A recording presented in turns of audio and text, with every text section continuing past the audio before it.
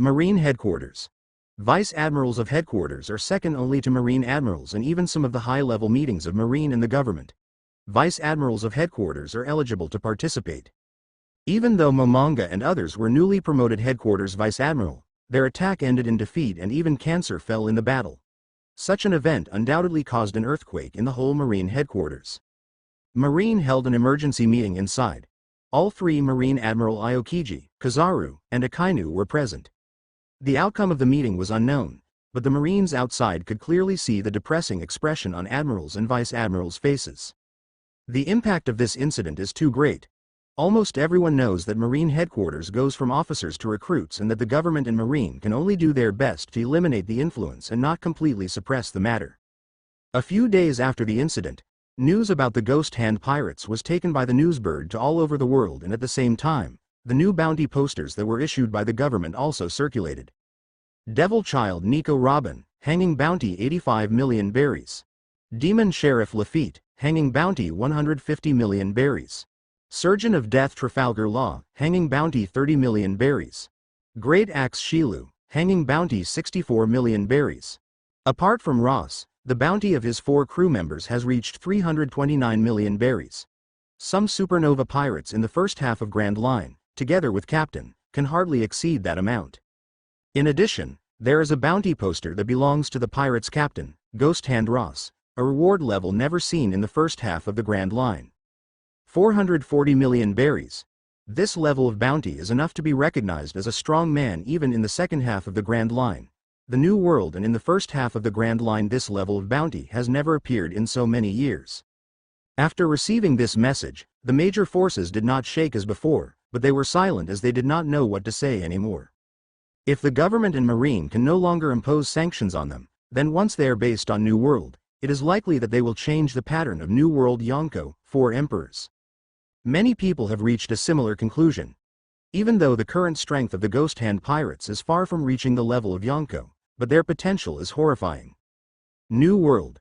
In the kingdom of Dressrosa, in the back garden of the palace, Doflamingo is sitting in a reclining chair beside the swimming pool with a new newspaper in his hand. After reading the newspaper for a while, he drew out a bounty order from it. Although no one could not see his eyes under his sunglasses, several veins broke out onto his forehead veins. Surgeon of Death. Law, you kid. Dafi, Law got on the Ghost Hand Pirates ship. What should we do? The sticky, sluggish Trable crawled from one side to the side of Doflamingo, his face slightly deformed. He naturally knows something about pirate supernovas, but before today, even if Ghost Hand Ross's hanging bounty reached 300 million, he wouldn't care too much. After all, the first half of the Grand Line is completely different from the second half. The second half is called the New World. It does mean a new world. Only when someone strong enough comes to the New World, which is ruled by Yonko, 4 emperors, and have the strength to at least put a fight against the Yonko, then and only then are they qualified to run amok in the sea. But today, the news said that the Ghost Hand Pirates defeated an entire fleet led by 3 headquarters Vice Admiral, and the bounty of the Ghost Hand Ross is increased to 440 million berries. He knew what it means. Even Doflamingo only had a bounty of 340 million berries before he became a Shichibukai, although the current Doflamingo has the strength that will put him in the leagues with the 500 million berries pirates. The Ghost Hand Pirates are no longer an insignificant existence. Fufu. What to do? Nothing. Doflamingo stared at the bounty order for several seconds and his eyebrows suddenly relaxed. He threw the bounty order aside and gave a strange laugh. Having defeated the Vice Admiral fleet of Marine Headquarters, can admirals still sit idly by? So we don't do anything, let's just wait for Marine to catch the little devil law for us. For Doflamingo, he is both a Tenryubito and one of the 7 warlords of the sea. It was easier to get a pirate with the bounty of 30 million berries from Marines than to fight the Ghost Hand Pirates to the death. Nah, that's right. Trable also showed a smile. They had some ways to negotiate with Marine and deal with the government. There was no need to fight with the Ghost Hand Pirates. Doflamingo took a sip of wine from the glass and said, "Mobilize our intelligence department to collect all the intelligence about the Ghost Hand Pirates, preferably their location, and quietly send it to Virgo for delivery to Marine." Oh, that's great.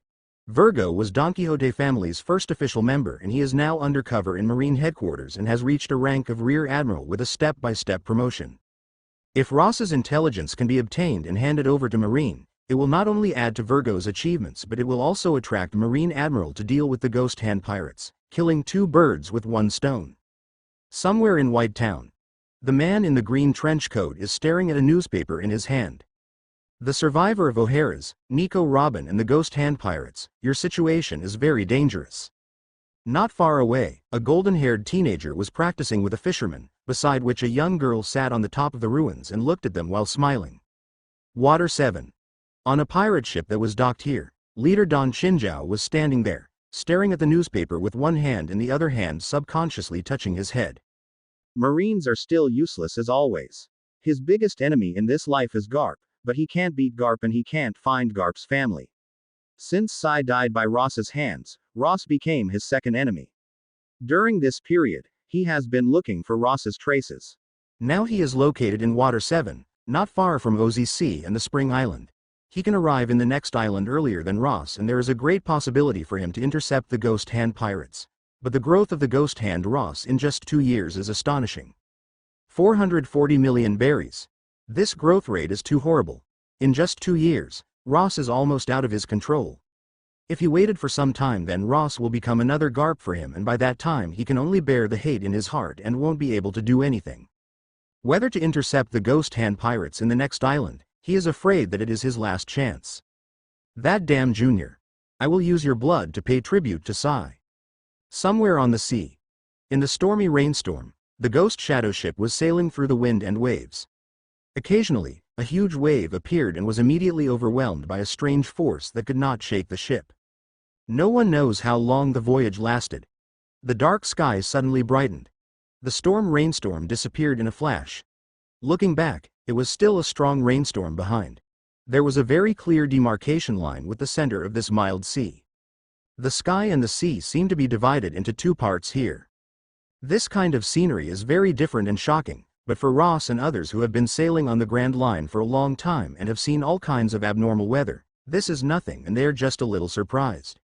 Well, you can see it already. An island. Lafitte took a long telescope and looked straight ahead, clearly capturing a black spot at the end of the line of sight, which was an island.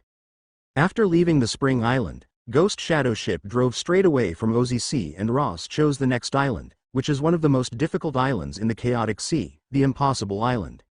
This is a large island, but there is no country and it is divided between many forces. It is an island that often housed many pirate hunters and has various dark underground transactions. Ross stood calmly on the deck, looking at the black spot at the end of the line of sight. There was a wet deck under his feet, but his clothes were dry. All the rainwater slipped aside as soon as it touched his body. Captain. Just then Robin came over and murmured to Ross, "There's a message from Kaku, one of the 7 warlords of Sea Hawkeye Mihawk appeared on the Impossible Island 2 days ago." Hearing Robin's words, Ross's eyes finally fluctuated. Originally, he chose the Impossible Island as their next destination. He didn't plan to go after any prey. He just wanted to use it as a transit station. He didn't expect to meet Shichibukai in this way. And this Shichibukai is completely beyond Ross's current goal. Hawkeye Mihawk, the world's strongest swordsman, is not someone he could defeat even if he doubled his current strength. I see. Ross nodded and threw the news aside, not planning to pay attention to it. Quickly, Ghost Shadow Ship approached the Impossible Island and stopped at an unmanned shore. Ross, Lafitte, and Robin boarded island, leaving Law and Shilu to guard the ship. Robin will follow me. Lafitte, you can move according to your wishes. Okay, Captain Ross. Lafitte has long been accustomed to such allocation of actions. He turned in one direction and disappeared on the island, while Ross took Robin and stepped into the island from the other direction. Him being with Robin wasn't something special. Compared with Lafitte, Robin's memory is quite good. The 8-year-old archaeology has proved everything. Now she has memorized almost all the pirates that can be targeted. Any pirate they come across can be instantly recognized by her. Her recognition abilities are much better than Ross. Today, Ross only remembers pirates who have more than 100 million berries bounties on their head and the various supernovas of the first half of the Grand Line. As for other, he was too lazy to remember them and he depends upon Robin to provide all the information. Ross thinks that he should develop Robin's talents very well. Impossible Island, it's not far from the Marine headquarters and Red Line. I didn't think there was such a mess here. After stepping into a street, Feeling the dark and oppressive atmosphere around it and the occasional dried-up bloodstains along the street, Robin lowered her hat a little and murmured. "It's because it is surrounded by stormy seas," Ross said. The violent storm sea they passed was part of a ring, wrapping the impossible island in the center. Because of the greater risk of storm sea, even Marine's battleship could be overturned and destroyed, so Marine and the government completely ignored this island. In the dark, Ross and Robin's figure attracted a lot of attention. Accurately speaking, Robin's figure has attracted a lot of attention. In terms of stature, Robin is almost impeccable nowadays. Her slender waist and limbs are full of grace. Even if the eaves of her hat cover most of her face, she can't hide her temperament. In this inaccessible island, apart from the central bustling area, it is almost impossible to see beauty at the level of Robin, so when Robin and Ross walked up to the street, they quickly attracted a lot of attention from the people in the dark. "Where did you come from? You walked out with a woman so blatantly." It seems that there are only two people. These gazes reveal a bit of greed and desire. This is the impossible island. It is a place which is ignored by Marines and the government. Law and order do not exist here. There are only guns and gunpowder. There are only two kinds of people who dare to walk in such a remote area with women in their eyes. One is a man of great strength and courage, and the other is a rookie who has no idea of what is going on here, who has just passed through the stormy sea and landed on this island by chance. So, which one is it? As Ross and Robin penetrated the streets, their eyes grew more and more, but although they were full of greed and desire, they did not rush up towards them. Instead, they restrained themselves. They were still afraid of encountering the first situation. Naturally, the most indispensable thing in the world is the people who never think. After Ross and Robin walked for a while, some people came out of the darkness and followed behind them. There were 3 people who slowly followed Ross and Robin from behind. They grinned as they pointed their guns at Ross's back. Bang! Bang! Bang! No one spoke. The 3 of them had a very tacit understanding between themselves. It's foolish to jump out and say a lot of nonsense to a fellow like Ross. The least valuable thing here is human life. Whoever he is, kill him first and then say, even if he really has the ability, they won't give their opponent the chance to show it.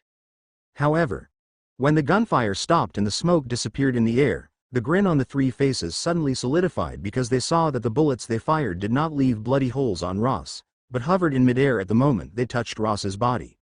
Ross did not look back. As he stepped forward, he raised his right hand gently and snapped his finger. Patter. When the sound of finger clicking sounded in the silent and dark street, the bullet hovering in the air suddenly turned and shot at the 3 men. In the splash of blood, the 3 of them had a frightening look on their faces and they wanted to scream, but they could not make any sound. They fell silently to the ground. Blood slowly flowed out and spread all the way through the street. Silence. It was not until Ross and Robin disappeared at the end of the street that innumerable breathing sounds came from the darkness. The eyes hidden in the darkness were tinged with fear. The bullets shot back. There is no mistake, devil fruit user. Although this is the impossible island on the Grand Line and they are all the lowest people on this island, they have all seen devil fruit ability many times. A devil fruit ability user is obviously not the existence they can provoke. This is really an unsightly place.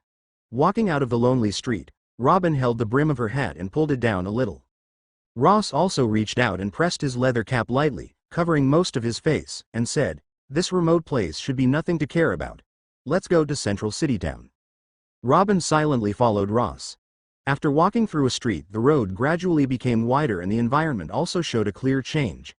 From dark and dirty scenes, occasionally dried up bloodstains, it has gradually become a normal bluestone path.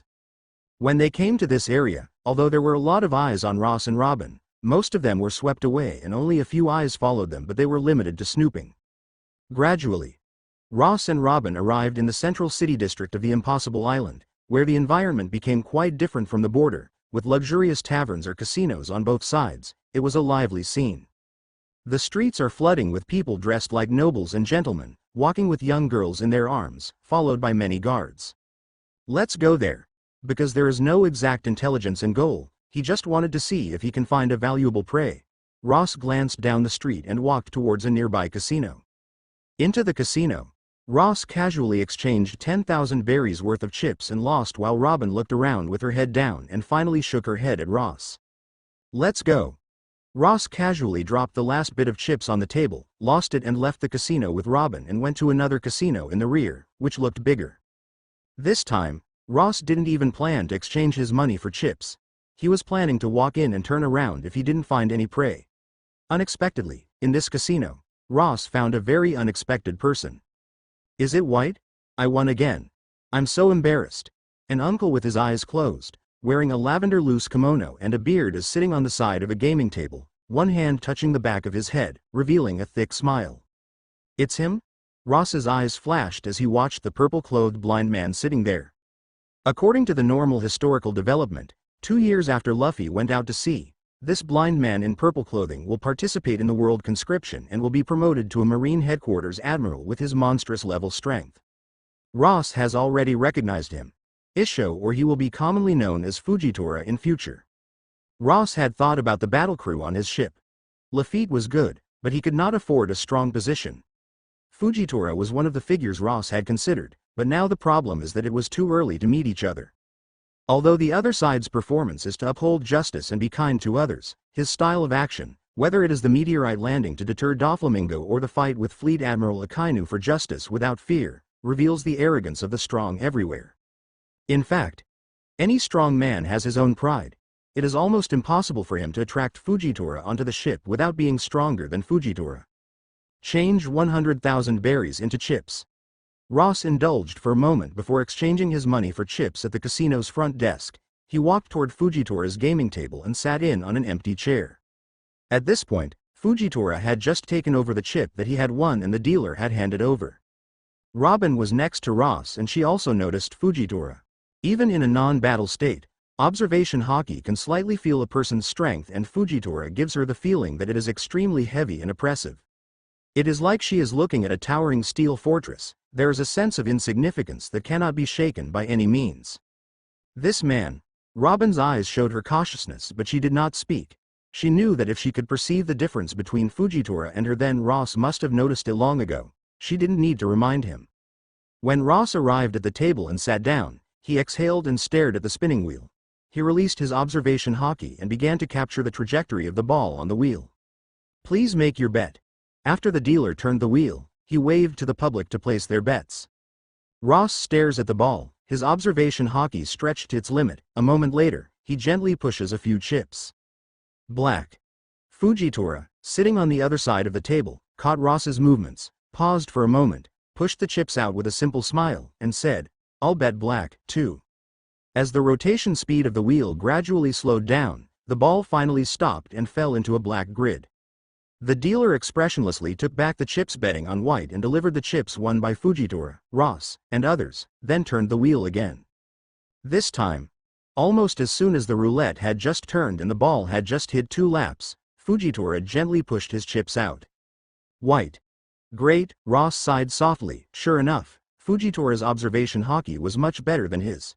He had not caught anything yet and Fujitora had already determined the final placement. He paused for a second and he pushed his stack of chips to the white betting point. The final drop of the ball is really white. Fujitora took the chips handed over by the dealer's hand and showed an embarrassed smile while touching the back of his head and saying, "Oh, it looked like my luck is good today." Half an hour later, Ross had 500,000 berries in front of him and Fujitora had more than 900,000 berries in front of him. They were surrounded by many people who bet with them. The dealer's forehead has overflowed with a bit of cold sweat. Although Ross and Fujitora have not made many bets and they bet with a small amount, but their successive wins have attracted countless people to follow their bets, leading to his loss here, which is beginning to grow larger and larger. "I'm very sorry, but we need to repair the wheel of this table." The main people of the casino finally couldn't sit still and 7 or 8 people came over and prevented everyone from betting. Just then, Robin, standing behind Ross, leaned over Ross and whispered something in his ear.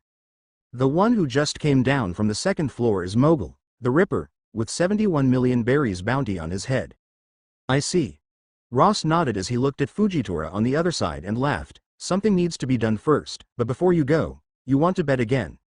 If you win, these chips will be yours. How about that?" "Oh, all chips? I wonder how you want to bet."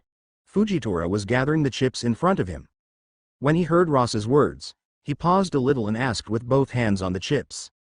Ross tapped his finger lightly on the roulette table that was being taken away by a group of casino staff. Then the table suddenly jumped up and fell between Ross and Fujitora. What happened? Everyone was shocked as looked at the scene. For a while, they were somewhat at a loss. Ross gently pinched the ball, threw it into the wheel, snapped his back finger, and the power of distortion was slightly activated and the whole wheel moved rapidly. This way, Fujitora nodded and thought for a second. He pushed the chip in front of him and said, "If you try your best, I will bet on white." Gotcha. Gotcha. Under the action of the power of distortion, the whole roulette showed signs of fragmentation as it slowly stopped, and after a few bounces, the ball finally fell onto the white grid. I lost. Ross stood up and was not depressed. He pushed the chips to Fujitora, turned and walked out of the casino, smiling. If we have a chance in the future, we'll have another bet. Well, then I will accompany you when we meet again. Fujitora nodded and smiled and stood up while collecting chips from the table. Ross's observation hockey had already been placed on the Ripper Mongol of the 71 million berries bounty. He stepped out of the casino and looked calmly at Mongol, not far away, and went straight to the other side. And I lost more than 100,000 berries, damn it, the money is running out. Ripper Mongol is a unique family of the world. Their arms have 3 sections and are longer than the normal one. At this time, he is wearing a windbreaker while holding a blonde beauty and walking in the street, with a gloomy expression on his face. The blonde turned her head, smiled and said in a complimentary tone, "You're a big man who has a bounty of 71 million berries. You can get a lot of money just by going out." "Oh, it's just too much trouble." Mongol grinned. He had no dreams of being the strongest in the world, nor of competing for One Piece. He was a pirate in the first half of the Grand Line. He usually lived on an island that Marine didn't care about. He went out to rob and spend money again. However, just as he was walking forward with his blonde in his arms, a strange wave came from the ground beneath his feet and then suddenly split in the middle, causing him to fall in. Ah! The blonde girl was shocked. She didn't know how the ground suddenly cracked. She subconsciously reached toward Mongol to get him out of the crack. But before she squatted down, the cracked ground closed in the middle again. With a loud cry, blood gushed up and drenched her all over. Ah! Looking at the scene in front of her, she was instantly frightened and she screamed. The ground under her feet suddenly split, instantly swallowed her up and then disappeared. The people on the street saw this scene and they were frightened. The nearest people even sat on the ground, rolling back and forth in horror. What the hell? In their eyes, it was like the earth suddenly turned into a monster, opened its mouth, took 2 bites in a row, ate 2 living people in an instant and chewed them. The entire street became empty in the blink of an eye, leaving only Ross and Robin standing more than 20 meters away. The Ripper Mongol with 71 million berries bounty has been killed. The rewards are 15 talent proficiency points. Listening to the voice coming from his ear, Ross gently retrieved his virtual hand. Let's go. He left with Robin, and as for the Ripper Mongol, the great pirate with a bounty of 71 million berries, the sudden and inexplicable tragic death on the street spread quickly in the Impossible Island. This is the first half of the Grand Line. All the people who have a bounty of over 100 million berries are called supernova. And those who have a bounty of more than 70 million berries are already the strong ones. Now one of them died in the street unexplainably. The news would have shocked the whole island if it had happened in normal times, but now, just after it caused a little movement, it was immediately suppressed by another thing. Because compared to this matter, another thing caused a bigger movement. Pirate hunters. One-armed Carlos challenges the world's strongest swordsman Hawkeye Mihawk on this impossible island. Hawkeye Mihawk doesn't need an introduction. Since he defeated the previous generation of the world's strongest swordsman and took over his position, so far no swordsman has surpassed him.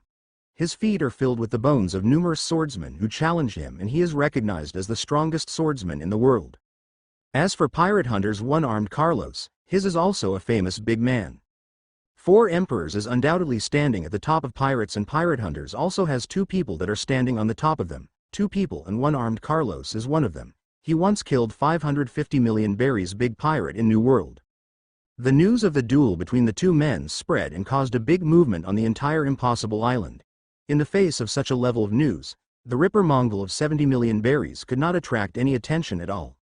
All eyes converged on this battle. Ruins Street. It used to be a common street in the Impossible Island. Then the war broke out, causing the whole block to be completely destroyed, leaving only a few ruined walls and broken buildings. In the ruins, a figure with only one arm was sitting quietly with a red sword across his legs. One-armed Carlos, that sword is the rumored 21 great grade swords, the Hot Moon?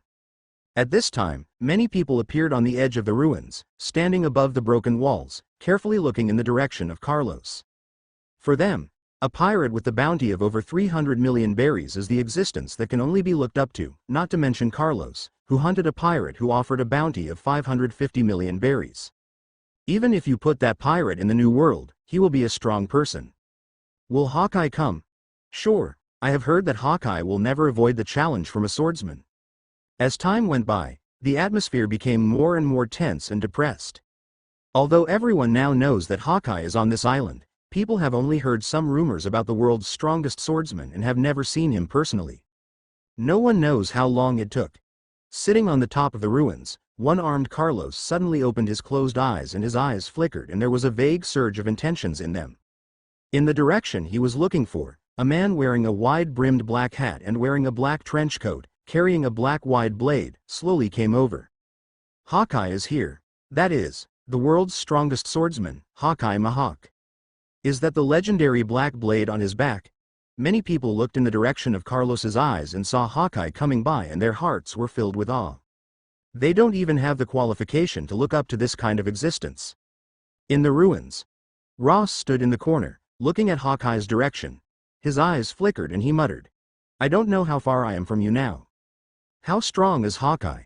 There is no exact conclusion of this in his memory and whether it is the title of the world's strongest swordsman or the duel with Akagami, red hair. The final result as a tie is enough to prove Hawkeye's strength. Robin stood next to Ross and gazed at Hawkeye, who was approaching. Although Ross had killed Crocodile, there is a big difference between him and other Shichibukais. Knight of the Sea, Kaikaifu, Jinbei is powerful and a link between humans and fishermen. Don Quixote family of Doflamingo is powerful all over the world. Gecko Moria once challenged 100 Beast Kaido and survived despite the collapse of his whole army. Compared with these people, Hawkeye is a thorough loner. Without attaching to any forces or forming any allies, he sailed across the sea depending on his own strength and a place in 7 warlords of the sea with absolute strength.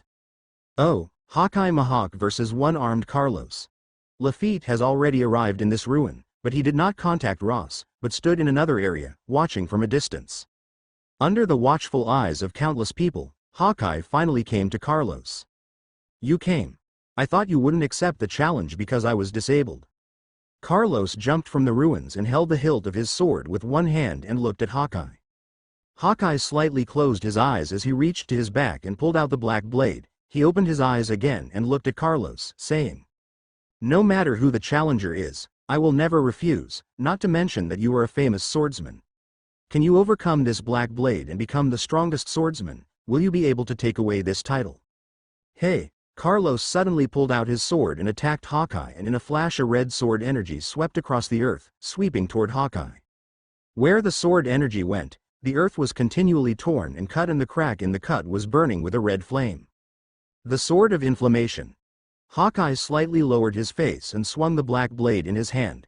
The red sword energy fell on the black blade and was completely destroyed. For swordsmen, sword energy is a mean of a long-range attack. The swordsman's strongest attack is actually a chop with his real sword. Whiz! Hawkeye stepped out and his figure disappeared instantly and in the next moment, he suddenly appeared in front of Carlos. The black blade in his hand suddenly fell on Carlos. Carlos swung his sword to resist, and the two swords collided violently in the air. Carlos showed a slight weakness and his arm sank slightly. He had to remove some of his strength. Bang! Some of the force that was removed fell behind him, instantly tearing the ruins behind it into a terrifying crack of more than 100 meters. Ross, who watched the scene from afar, closed his eyes slightly. He did not know whether Hawkeye had done his best, but right now it is almost impossible for him to resist it without taking any damage. Compared with the world's top powerhouses, there is still a big gap between us. Ross muttered a sentence in his heart and called out the talent system. He hunted the Ripper Mongol for 15 talent proficiency points. He distributed 5 points on distortion fruit and 10 points on physical enhancement, which improved his strength slightly. Bang! Bang! Bang! The fight in the distance quickly entered its peak state.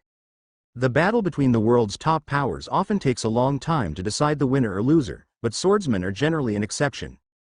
Even if they are nearly the same strength, duels will often be won or lost very soon, and the strength between Hawkeye and Carlos is not equal.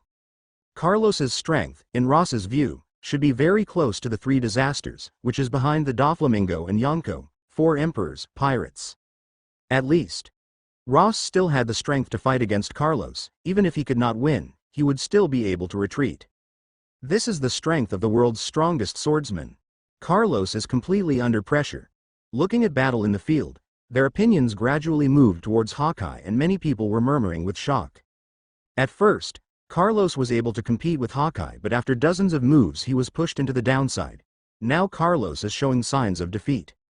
But for swordsmen, even in the bad situation, there is still the possibility of turning over. Carlos did not give up, but was alert and constantly attacking.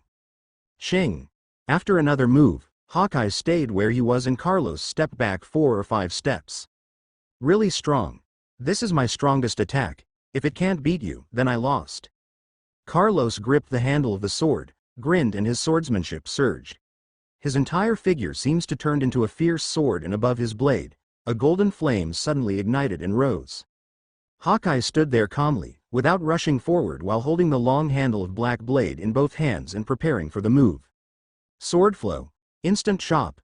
Carlos raised his power to his limit and a light flashed in his eyes. He suddenly slams out and the sword in his hand seems to be turned into a golden light, cutting through the void and running through the field.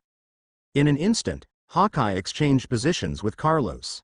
Is it over? Who won?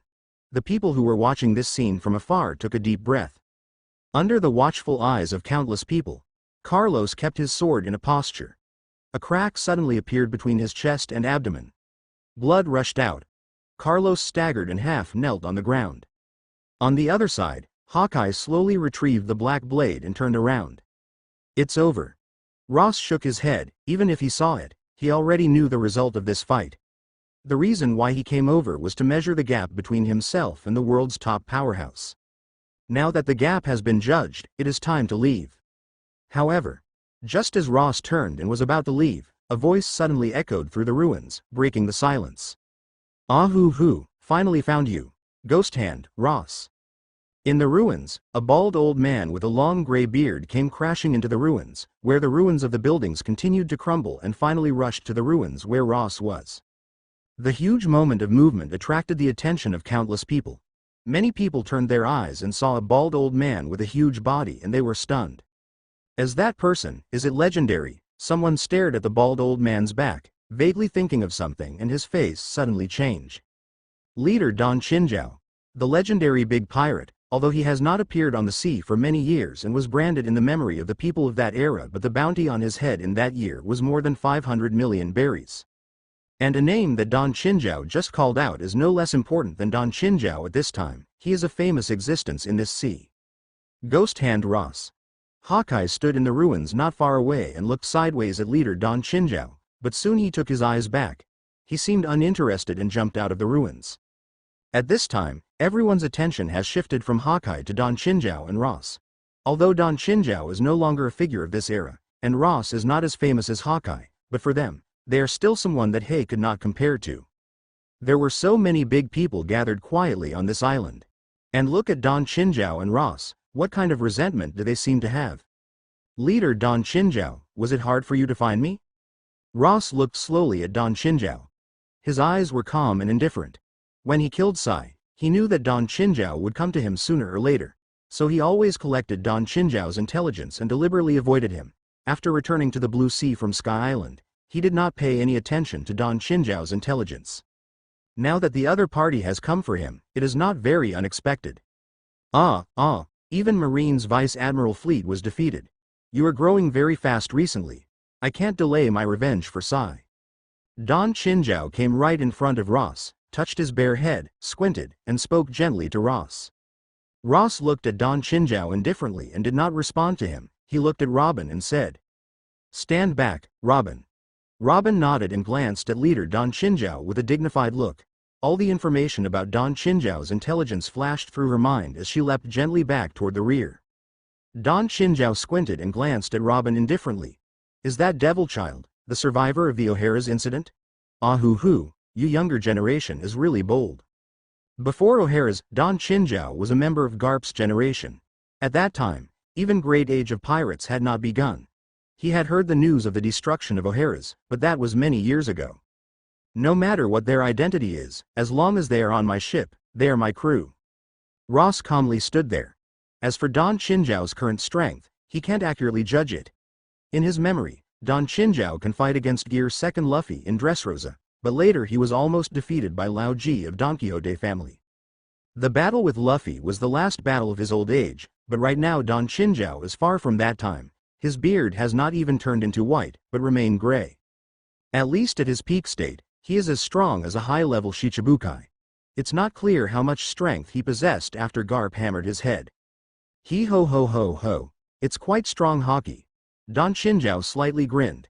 Suddenly, the drooping gray-white beard, unaffected by gravity, began to float upward in an unexplained form. His narrow eyes opened slowly, and a terrifying momentum rose gradually from him. As he stared at Ross, his eyes flashed with a fierce color and his tone suddenly turned cold and his murderous and repressed anger unfolded without hiding, he said. However, Sai was also the best descendant of the old man, who died by your hands. As the leader of the Hapo Navy, this old man also needs to let you experience it. Buzz. In the next moment, Don Chinjao clenched his fist violently and activated armed armament haki and slammed down at Ross. At the same time, a shocking Haoshoku haki burst out from Don Chinjao's body and rushed in all directions. Bang! Ross's face remained unchanged as he clenched his right hand and met Don Chinjao's fist with his own. Two disproportionate fists suddenly collided in the air and a terrifying sound surged in all directions, cracking the gap between the two people, like a spider's web that gradually spread. This is Haoshoku haki? Ross's eyes glistened slightly as he felt the breath bursting out of Don Chinjao, similar to Kenbenshoku, observation, and armament haki, but totally different. The aftermath rippled away. Ross stood where he was, without retreating, and the ground beneath him fell apart inch by inch. Don Chinjao kept his fist-waving posture and the ground beneath him also broke into pieces. The spectators in the distance had fallen silent. They were all stunned by Don Chinjao's Haoshoku. But Don Chinjao's Haoshoku was not strong. Many people still stood, but most of them overflowed with a little cold sweat on their foreheads. What happened? How did you fall down? Some people looked at some unconscious people who were foaming in their mouth and not knowing the reason for it, they all panicked. It's haki, Haoshoku haki. There are people who have seen this type of scene before and said. But that's also a reasonable thing. Leader Don Chinjao had a bounty of more than 500 million berries in that time. 580 million berries. This is the bounty of Don Chinjao, who was at the peak of his power at that time and was able to compete with Garp. Although Don Chinjao was later beaten by Garp, who flattened his head, there is no doubt about his strength. Not only can you use haki, but also recognize Haoshoku haki. Your knowledge is quite good. Who did you learn your haki from? Looking at Ross, who steadily withstood his punch, Don Chinjao snorted and stared at Ross. His gray beard seemed to be blown up by the strong wind, and the erupting Haoshoku haki gradually dispersed. Who knows? Ross slowly retrieved his fist and responded calmly. He did not learn his haki from anyone, but he worked it out through day-to-day hard practice. Well, self-awakening? That's not bad, but without the right exercise method, your haki is weak and vulnerable. Don Chinjao gave a sudden shout of anger. His palms closed in front of him, his upper body turned sharply. His bare head slammed towards Ross. Hashoken, Buto, military head. Ross did not retreat. His right hand's fingers closed and he suddenly clenched his fist. Power of distortion surrounded his fist and ran up against Don Chinjao's head. Don Chinjao was bald in the head due to Garp. Although he lost his main weapon, his armament haki was weakened. Bang! Ross's fist hit Don Chinjao's head with a thunderous bang. Almost instantly, the crumbling ground under Ross's feet broke apart inch by inch, and the ruined buildings around him could not withstand the aftermath of power of distortion, showing signs of cracks. In the reverberation of the attack, Ross's arm was shaking constantly and Don Chinjao's head and neck were shaking constantly. Both sides were constantly stimulating their strength in this fierce collision and confrontation. Bang! For almost 2 seconds, Ross's power of distortion kept breaking out. With a low grunt, he smashed Don Chinjao's Hashokan apart and hit Don Chinjao in the head, knocking him down and causing him to fly out. Bang! Bang! Don Chinjao, who flew out, crashed into 2 buildings in a row and broke into the ruins. Leader Don Chinjao was hit. This is the strength of Ghost Hand Ross. Even the legendary figure is not his opponent. Many people cannot help but feel shaken when they look at this scene from afar.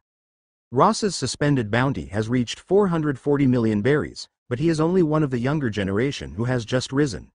But now, his punch has caused a legendary figure to fly backward, which undoubtedly means that Ross's power has already moved towards those of the older generation.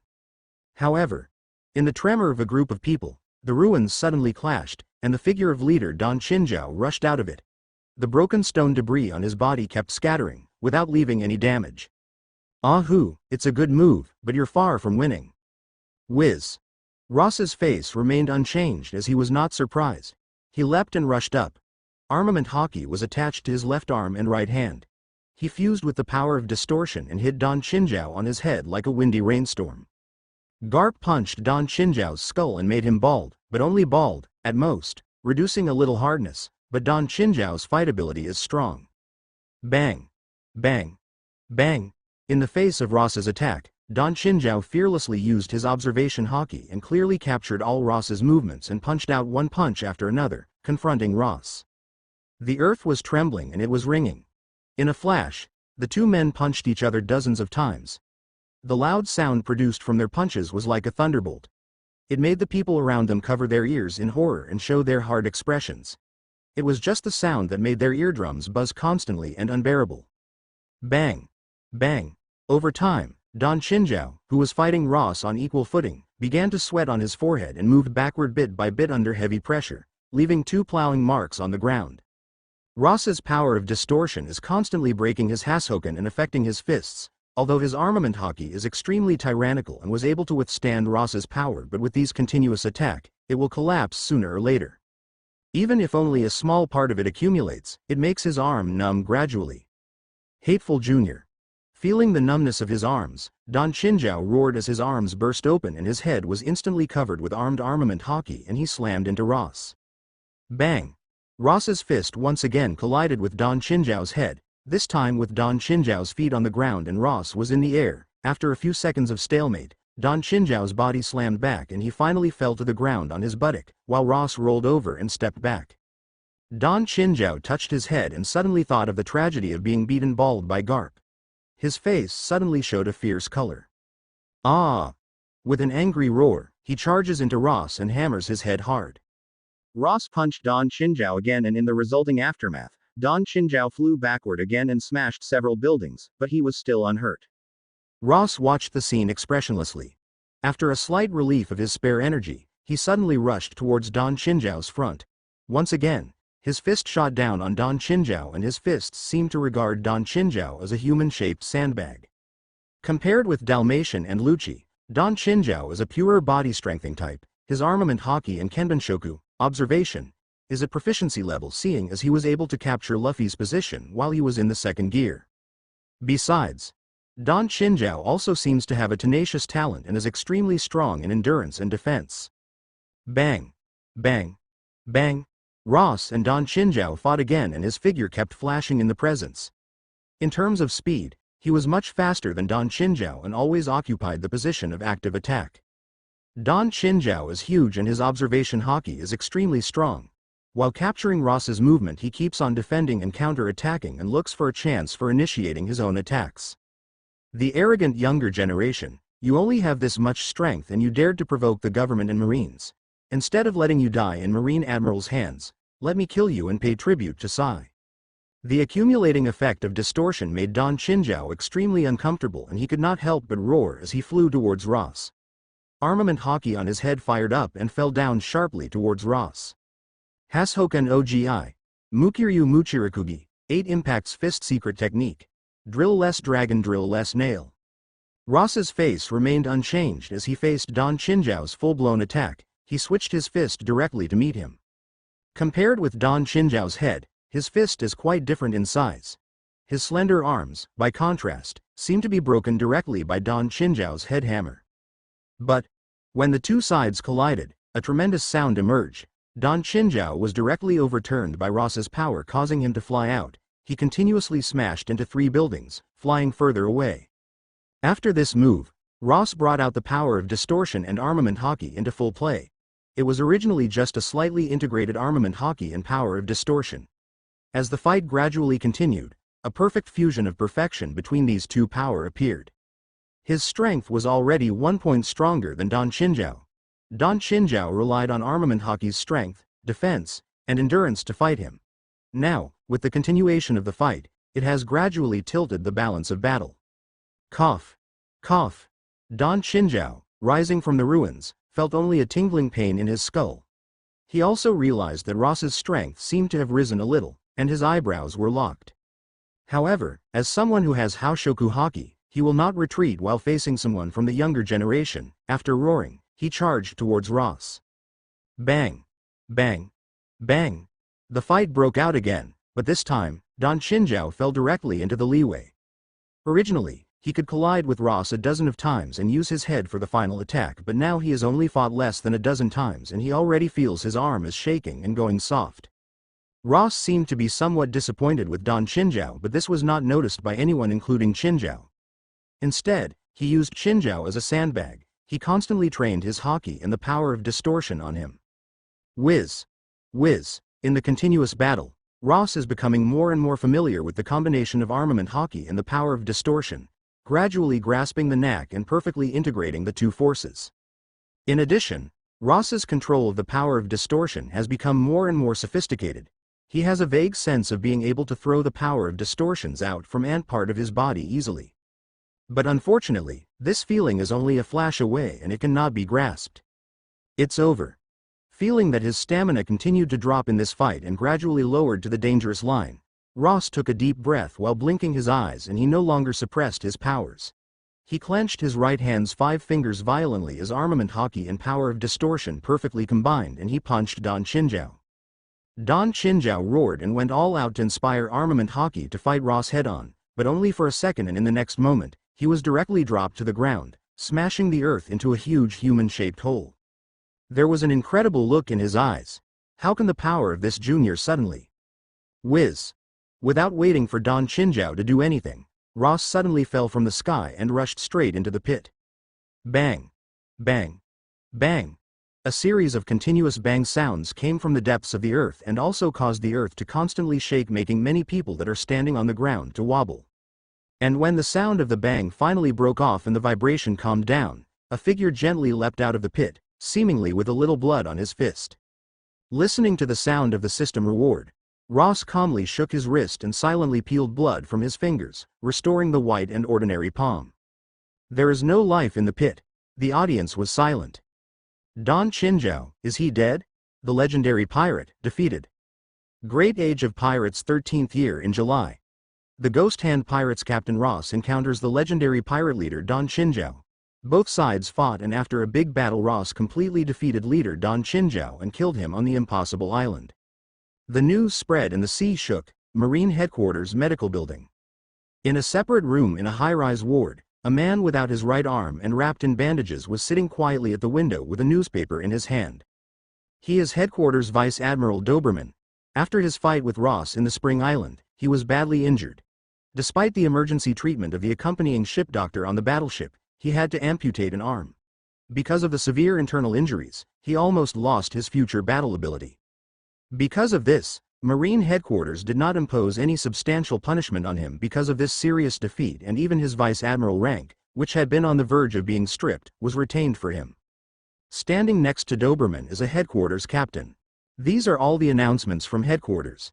You can either stay in Headquarters to process files, or you can choose to work as a trainer in the recruiting battalion. Headquarters captain looked at Doberman with some concern. He knew about Doberman and that Doberman had lost his battle ability. He would review documents and teach recruits at most in the future, so he feared that Doberman would not be able to bear the result. Doberman, sitting at the window, didn't react. He just held the newspaper in one hand and looked at it. His fingers kept pinching and kneading one end of the newspaper into a ball. The newspaper printed news of Hawkeye's duel with Carlos and Ross's killing of the legendary pirate leader Don Chinjao. Vice Admiral, standing on the side, the Headquarters captain got more and more worried. He was worried that Doberman wouldn't be able to accept it. He also knows about Ross. He was only a small pirate hunter in West Blue at first, but he grew strong very fast and eventually, Doberman paid a heavy price for it. This kind of thing may not be acceptable even to him. Doberman took a deep breath and suddenly loosened the newspaper, putting it aside and said, I see. When you go back and report for me, you say I'd like to stay in headquarters to process documents. Vice Admiral. The headquarters captain showed a little surprise. He knew Doberman's style very well. He was tough and hard-working. He believed in strength and absolute justice. He did not expect that after losing his strength, Doberman could accept the civil service of handling documents. Doberman slightly smiled and said, even if I don't have any battle capabilities, I have experienced and seen more than you think, go on. Yes. The headquarters captain nodded and left the room after saluting. After he left, the expression on Doberman's face changed gradually. Although he still kept smiling, the smiling became more and more fierce, and finally became a little crazy. Such an end, he gave a few horrible sneers, grabbed the newspaper and stared at the newspaper story about Ross.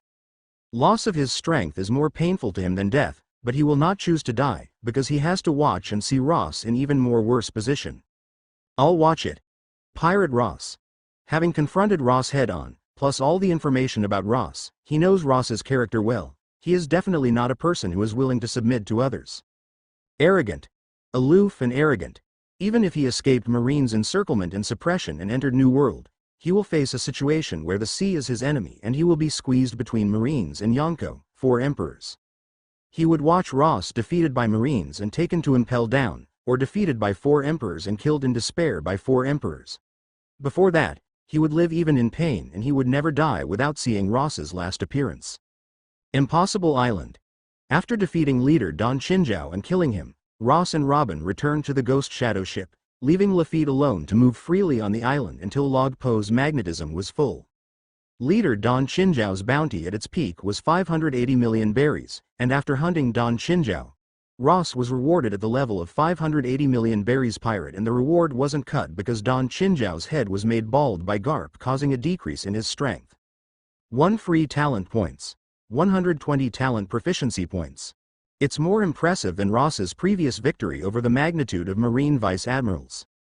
These 120 talent proficiency points, Ross thought a little, then made a choice and filled 50 points into the physical enhancement of the General Department.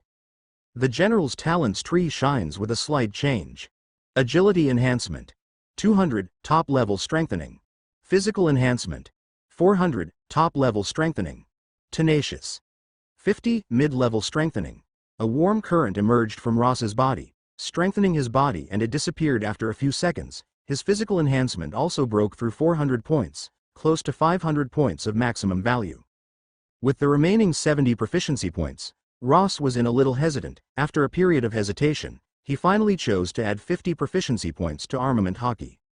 The Ripper Mongol was killed before, and the 15 proficiency points were all added on the distortion fruit. The power of distortions has been enhanced, plus 20 points now. The promotion is big enough. And now he has been able to combine armament hockey with the power of distortion, so he has to improve his armament hockey, otherwise its strength will be too weak. Most importantly, if he meets the Marines again, it's probably going to involve a Marine Admiral. Today's 3 Marine Admiral, Aokiji, Kizaru, and Akainu are the top Logia powers.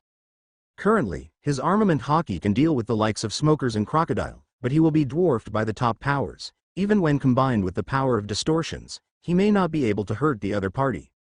In the War of the Best, Marco and Flower Swordavista, 2 division captains of Whitebeard pirates, joined forces and used hockey to hit Akainu, but they were unable to cause any harm to him. Looking at the entire War of the Best, only Whitebeard was able to cause substantial damage to Akainu. Buzz. The golden light flashed and the branch of armament hockey which Ross had been neglecting was finally filled with some proficiency points. The 50 talent proficiency points just pushed armament hockey into mid-level strengthening and directly upgraded Ross's armament hockey. Armed. In the practice room, looking at the square iron block in front of him, Ross raised his right hand and armament hockey suddenly condensed into a dark hardened color, and then he punched the iron block. Bang! His fist bang struck the square iron block and gave a bang ring instantly. Even though the practice room had excellent sound insulation, it still reverberated in all corners of Ghost Shadow ship. This punch directly put a deep fist mark on the iron block. It should be a little worse than Don Chinjao, but it's not too much. Recalling Don Chinjao's armament hockey strength, Ross slightly nodded. This level of armament hockey has a little bit of capital against an admiral. The last 20 points left are naturally poured on the distortion fruit. Firearms shooting. 50 close combat fighting, 100. Distortion fruit. 480 Soru of Marines Rokushiki, 0. Kami-e, paper drawing, of Marines Rokushiki, 0. Marines Rokushiki's Geppo, Moonwalk, 0. Observation hockey. 50 armament hockey, 50. I don't know how far first am from Marine Admiral. After looking at the battle panels, Ross muttered in his heart. After closing the talent system, Ross took a deep breath and started to exercise. He had to adapt to the strength he had just raised. It was at this time that several figures passed through the messy ruins and quietly came to the shore, close to the Ghost Shadow ship. That is the Ghost Shadow ship. The headed person is petite and beautiful woman, wearing a strange hat and a loose jacket on the upper body. It seems that there is only one jacket and there is no button. She is wearing a wavy short skirt on the lower body and a pair of sunglasses on her eyes. Standing behind her are two men wrapped in gray robes. One of them looked at the Ghost Shadow ship on the shore and respectfully said, "The same as in the intelligence, there should be nothing wrong." The three continued to walk towards the Ghost Shadow ship. Almost as they came to the side of Ghost Shadow ship, Robin appeared silently on the side of Ghost Shadow ship, standing there looking down at the three people, with glittering eyes and making gestures ready to use her abilities at any time. "Don't do it, we don't have any ill intentions, Nico Robin." The woman in front looked up at Robin standing on the side of Ghost Shadow ship. Her red lips opened slightly and her hands spread out slightly, indicating that she had no wicked intention. Robin was slightly startled when she heard her name, but instead of putting down her guard immediately, she asked in a low voice, "Who are you?" Bello Betty raised her hand and gently lifted the sunglasses up halfway and smiled. "Revolutionary Army. I am the East Army, Army Captain, Bello Betty." Bello Betty smiled at Robin after declaring her name. "I have already declared my name. Aren't you gonna invite us to sit up?" Revolutionary Army. Robin was slightly stunned as she did not expect to encounter the Revolutionary Army here, and it was one of the mysterious military captains. In other words, it is difficult for her to connect the girl in front of her with the dangerous criminals wanted by the world government all over the world, such as Revolutionary Army Captain. "Miss Robin, please believe us, we don't have any wicked intentions." Standing behind Bello Betty, a member of the Revolutionary Army said to Robin in a sincere way, "Light of Revolution, that's what we call you. We've been looking for you for 4 or 5 years. You're the only survivor of O'Hara's in the world." Hearing this, Robin lifted her hand and gently lowered it. The Revolutionary Army member saw it and smiled at Robin's kindness. "Now that we have found you, we will do our best to protect you from the government. This is the order of the leader." "Leader?" asked Robin, with a slightly twinkling eye. "The Commander-in-Chief of Revolutionary Army, Dragon." The Revolutionary Army member, with a solemn and serious look on his face, spoke to Robin, with deep respect in his eyes when he mentioned Dragon. If someone is to be considered to be the most dangerous existence in the world, then there is no doubt that it will belong to the Revolutionary Army's leader Dragon. Although 4 emperors are also extremely dangerous, they will not attack the world government on their own initiative, nor will they attack Marine on their own initiative, nor will they deliberately subvert the government's rule. But Dragon is different. The sole purpose of the Revolutionary Army was to overthrow the rule of Tenryubito and overthrow world government. The government's intention to eradicate Dragon is much stronger than Ross's.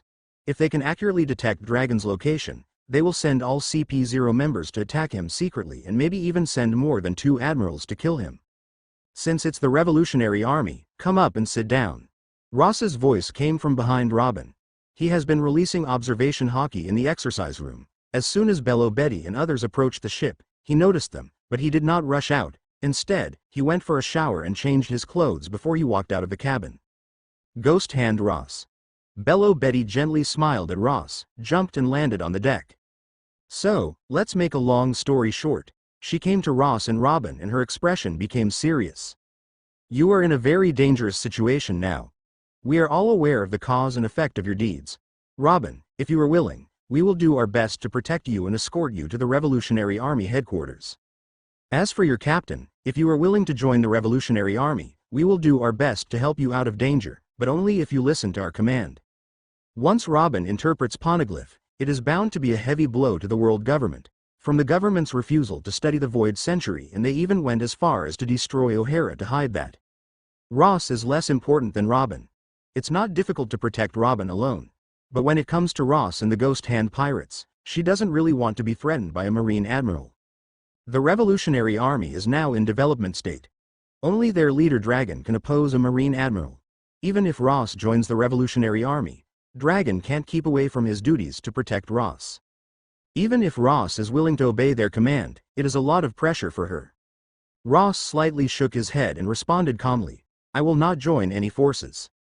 Because of the existence of talent system, he must act according to his own way. Pirates are his prey. Doflamingo is also one of the people he wants to destroy. It is impossible to hide in the dark with the Revolutionary Army, so whether he joins the Revolutionary Army will not make any difference.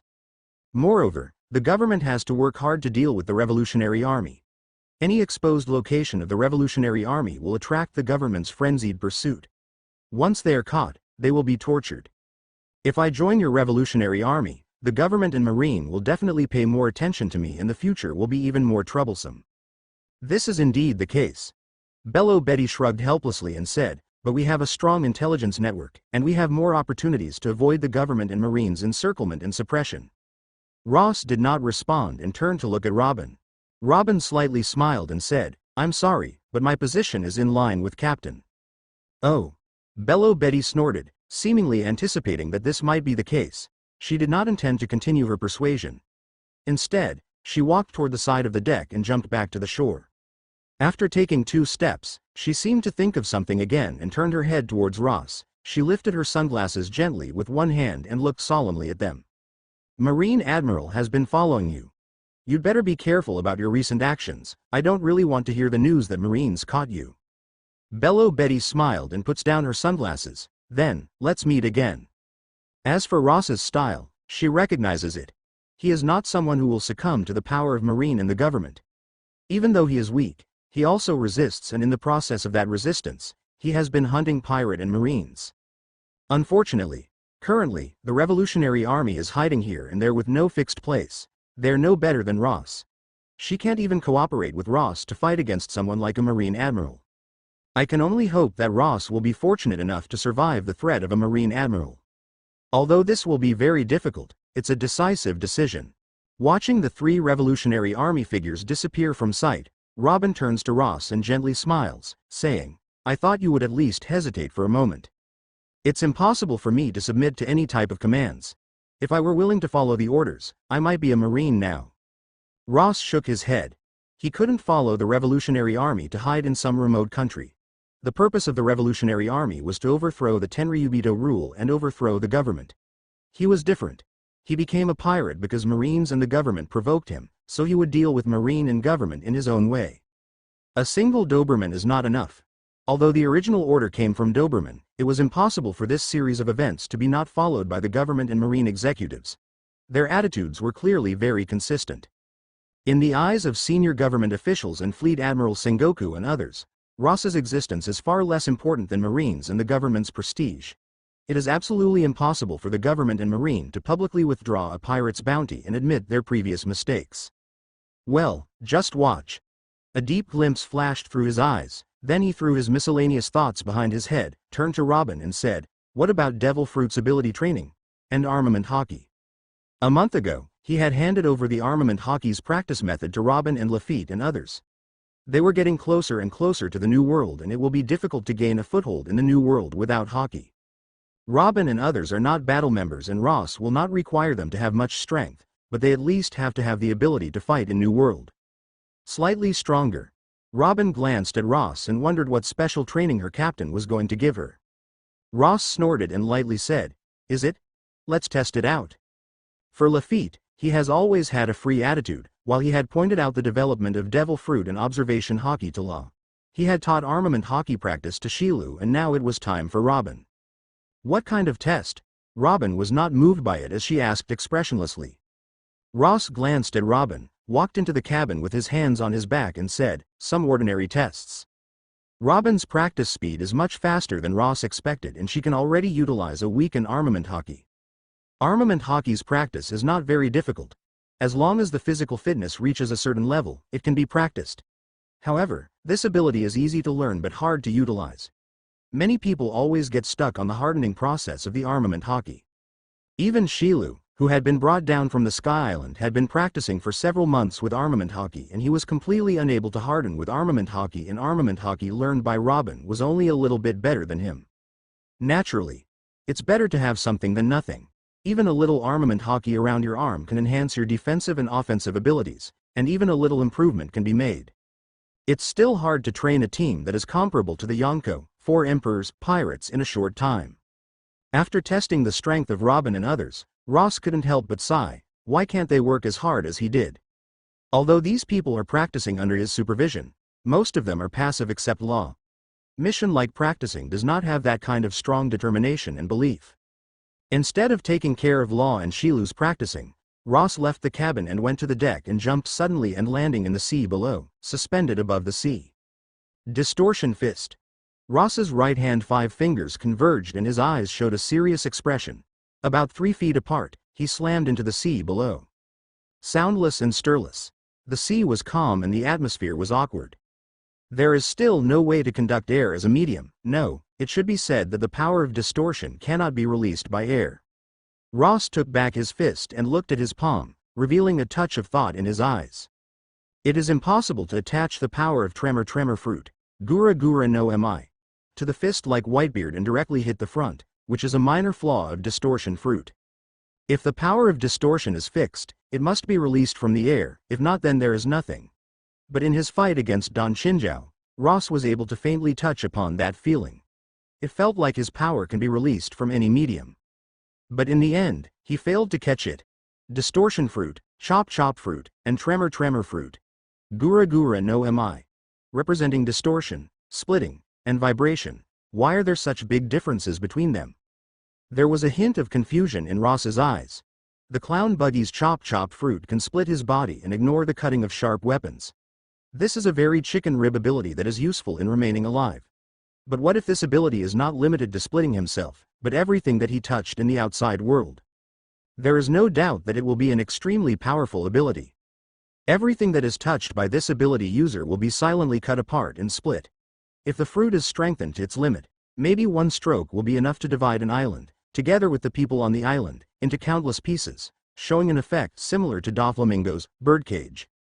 However, this splitting fruit cannot affect the outside world but can only affect the user. This leads to a very powerful ability to become a chicken rib ability that is far less inferior to distortion and earthquake. Similarly, if tremor fruit, Gura Gura no Mi, is like chop fruit, not outward but inward, turning itself into a human vibration machine, it will obviously become a chicken rib ability. It will only be useful in pleasuring a girl.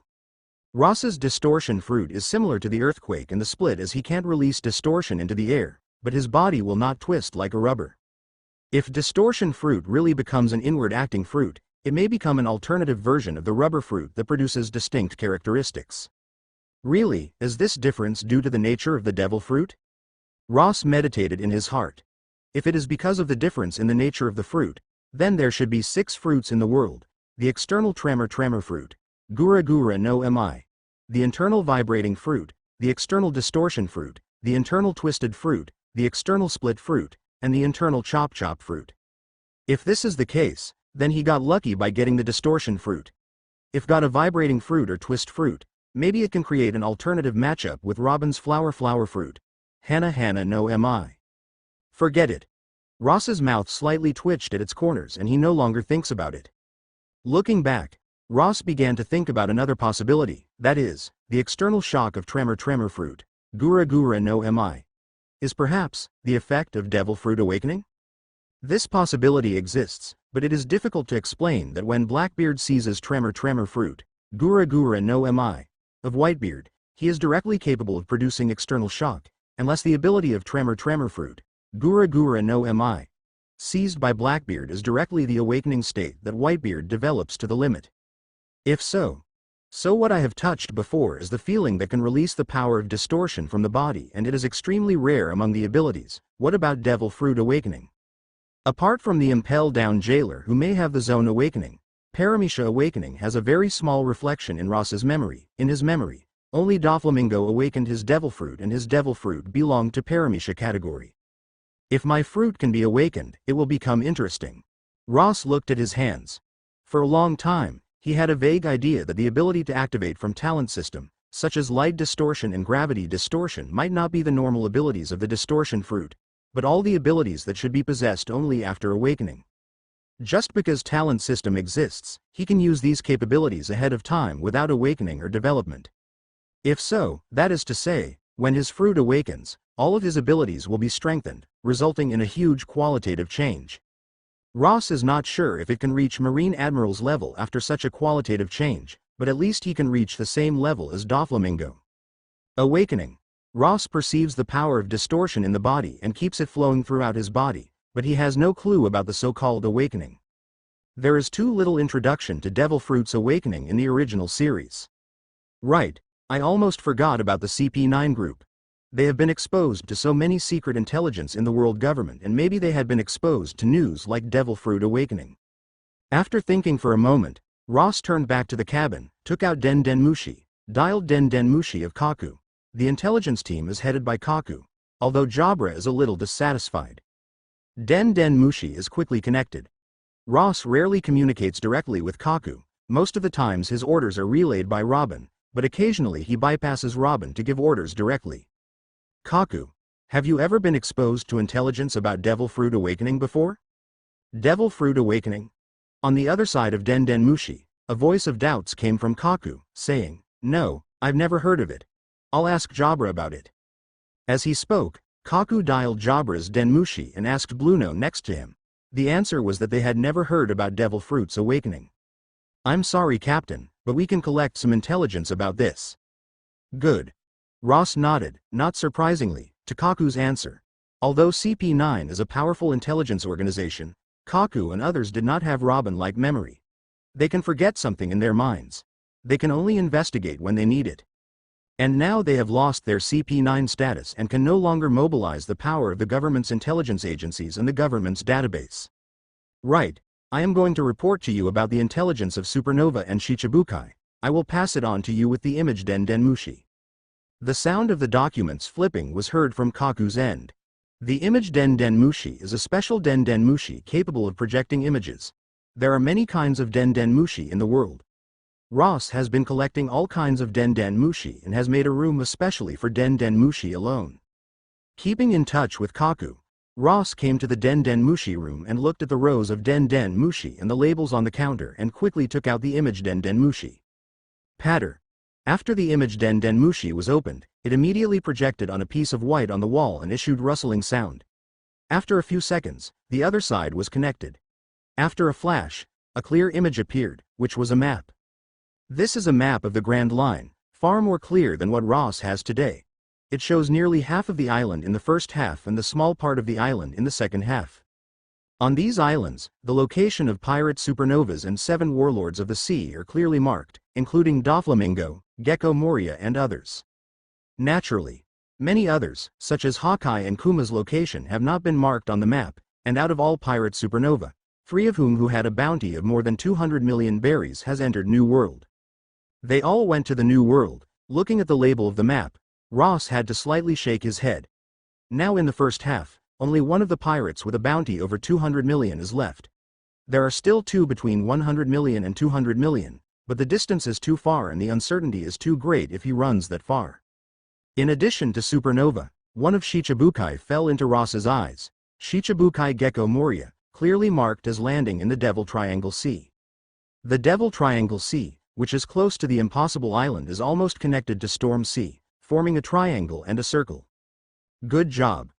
Ross saved the image and, after a little thought, he said to Kaku on the other side of Den Den Mushi.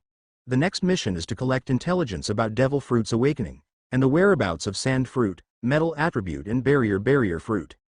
The owner of Sand Fruit and Barrier Fruit and Metal Fruit died by Ross's hands. After the death of the Devil Fruit user, the Devil Fruit will regenerate somewhere in the sea after a while. So far, the only way to stop this regeneration and directly capture Devil Fruit's ability is to eat the dark fruit of Blackbeard Teach, which Ross does not have. These three fruits, even though they are not comparable to rumble fruit, are also powerful and capable of creating three very strong battle forces. If there is a chance to seize them, then Ross will naturally get them. In addition, you should also pay some attention to Marines. If you find any big moves, report it to me immediately. Understood. Kaku responded before he hung up Denmushi and ended the call. Ross put the communication Denmushi in his pocket and he took out the previously saved image and he looked at it carefully for a moment. He went out of the cabin and came to Robin's room and put his hand on the door. Squeak. The latch was drawn from the inside as Ross pushed the door open. Robin was leaning against the bed in a thin shirt, her slender white jade feet gently on the windowsill. Her hairs were still wet as if she had just finished exercising and taking a bath. She looked at the book in her hand without raising her head and her face was calm. What's the matter, Captain? Later, tell Lafitte to sail to the Florien Triangle.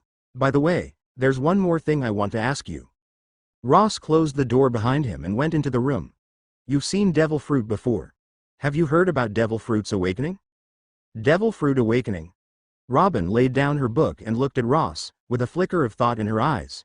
She said, I do seem to have seen this word.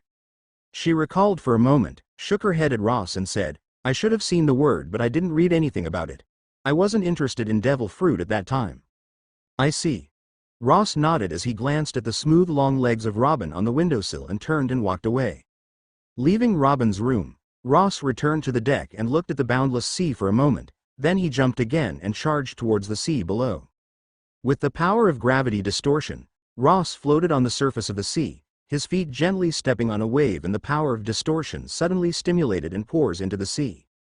Instantaneously, a funnel-shaped whirlpool appeared at Ross's feet. As he pondered, he floated down to the whirlpool and soon entered the sea. Ross stretched out a hand and pressed it on the nearby seawater, which was repulsed by the power of distortion, forming a spherical anhydrous space, like a special bubble of the Sabodi archipelago. Very soon, Ross came to the bottom of the sea. This is the place near the shore with only a depth of 10 meters. Standing here and looking up he can see the sea surface. Looking at the surrounding scenery, Ross walked deeper in the sea. He doesn't know how long it took but the water above his head suddenly slammed towards him from both sides. In an instant, the water tens of meters above him split sharply in the direction of the separation of his palms.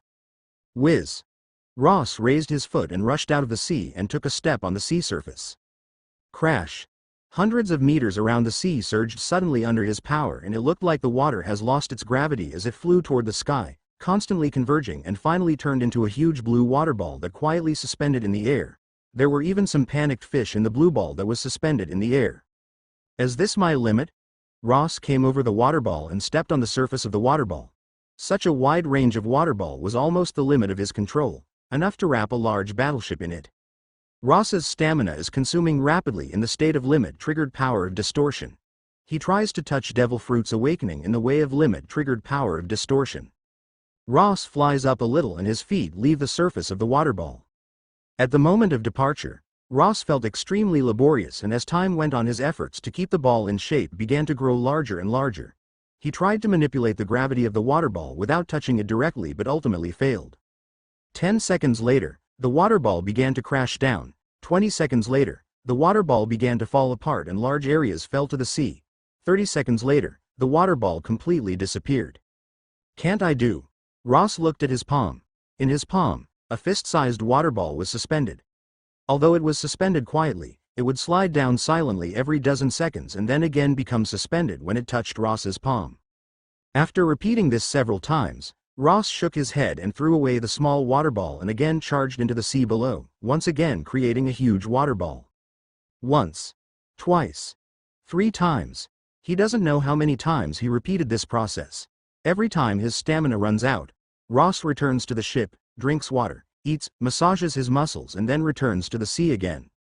In the tireless continuity, Ross has become more and more comfortable with the power of distortion fruit, even subtle enough to use the power of distortion to delicately cut the shell-cooked shrimps.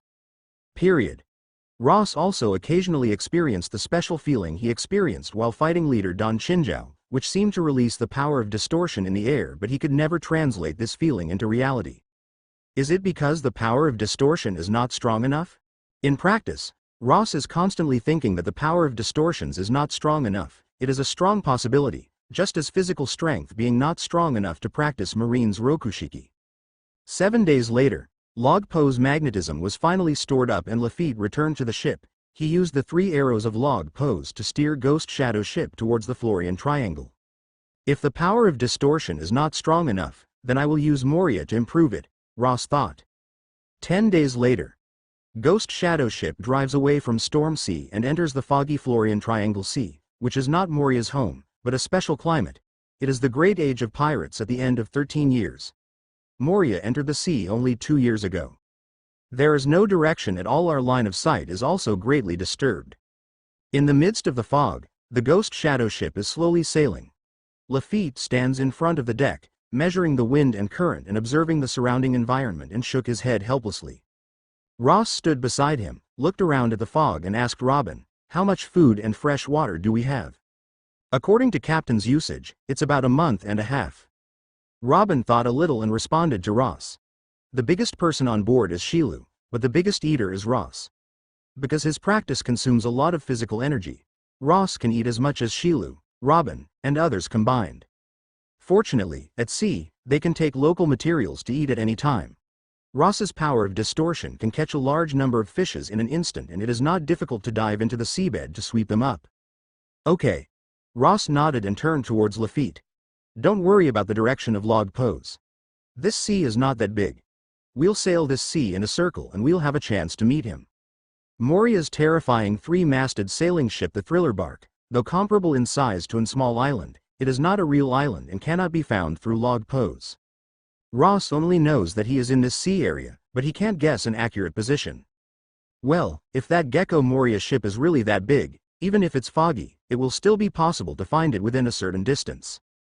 Lafitte slightly smiled. He is a mysterious navigator recognized by Ross. Although the fog of this sea is too serious, he still has his methods.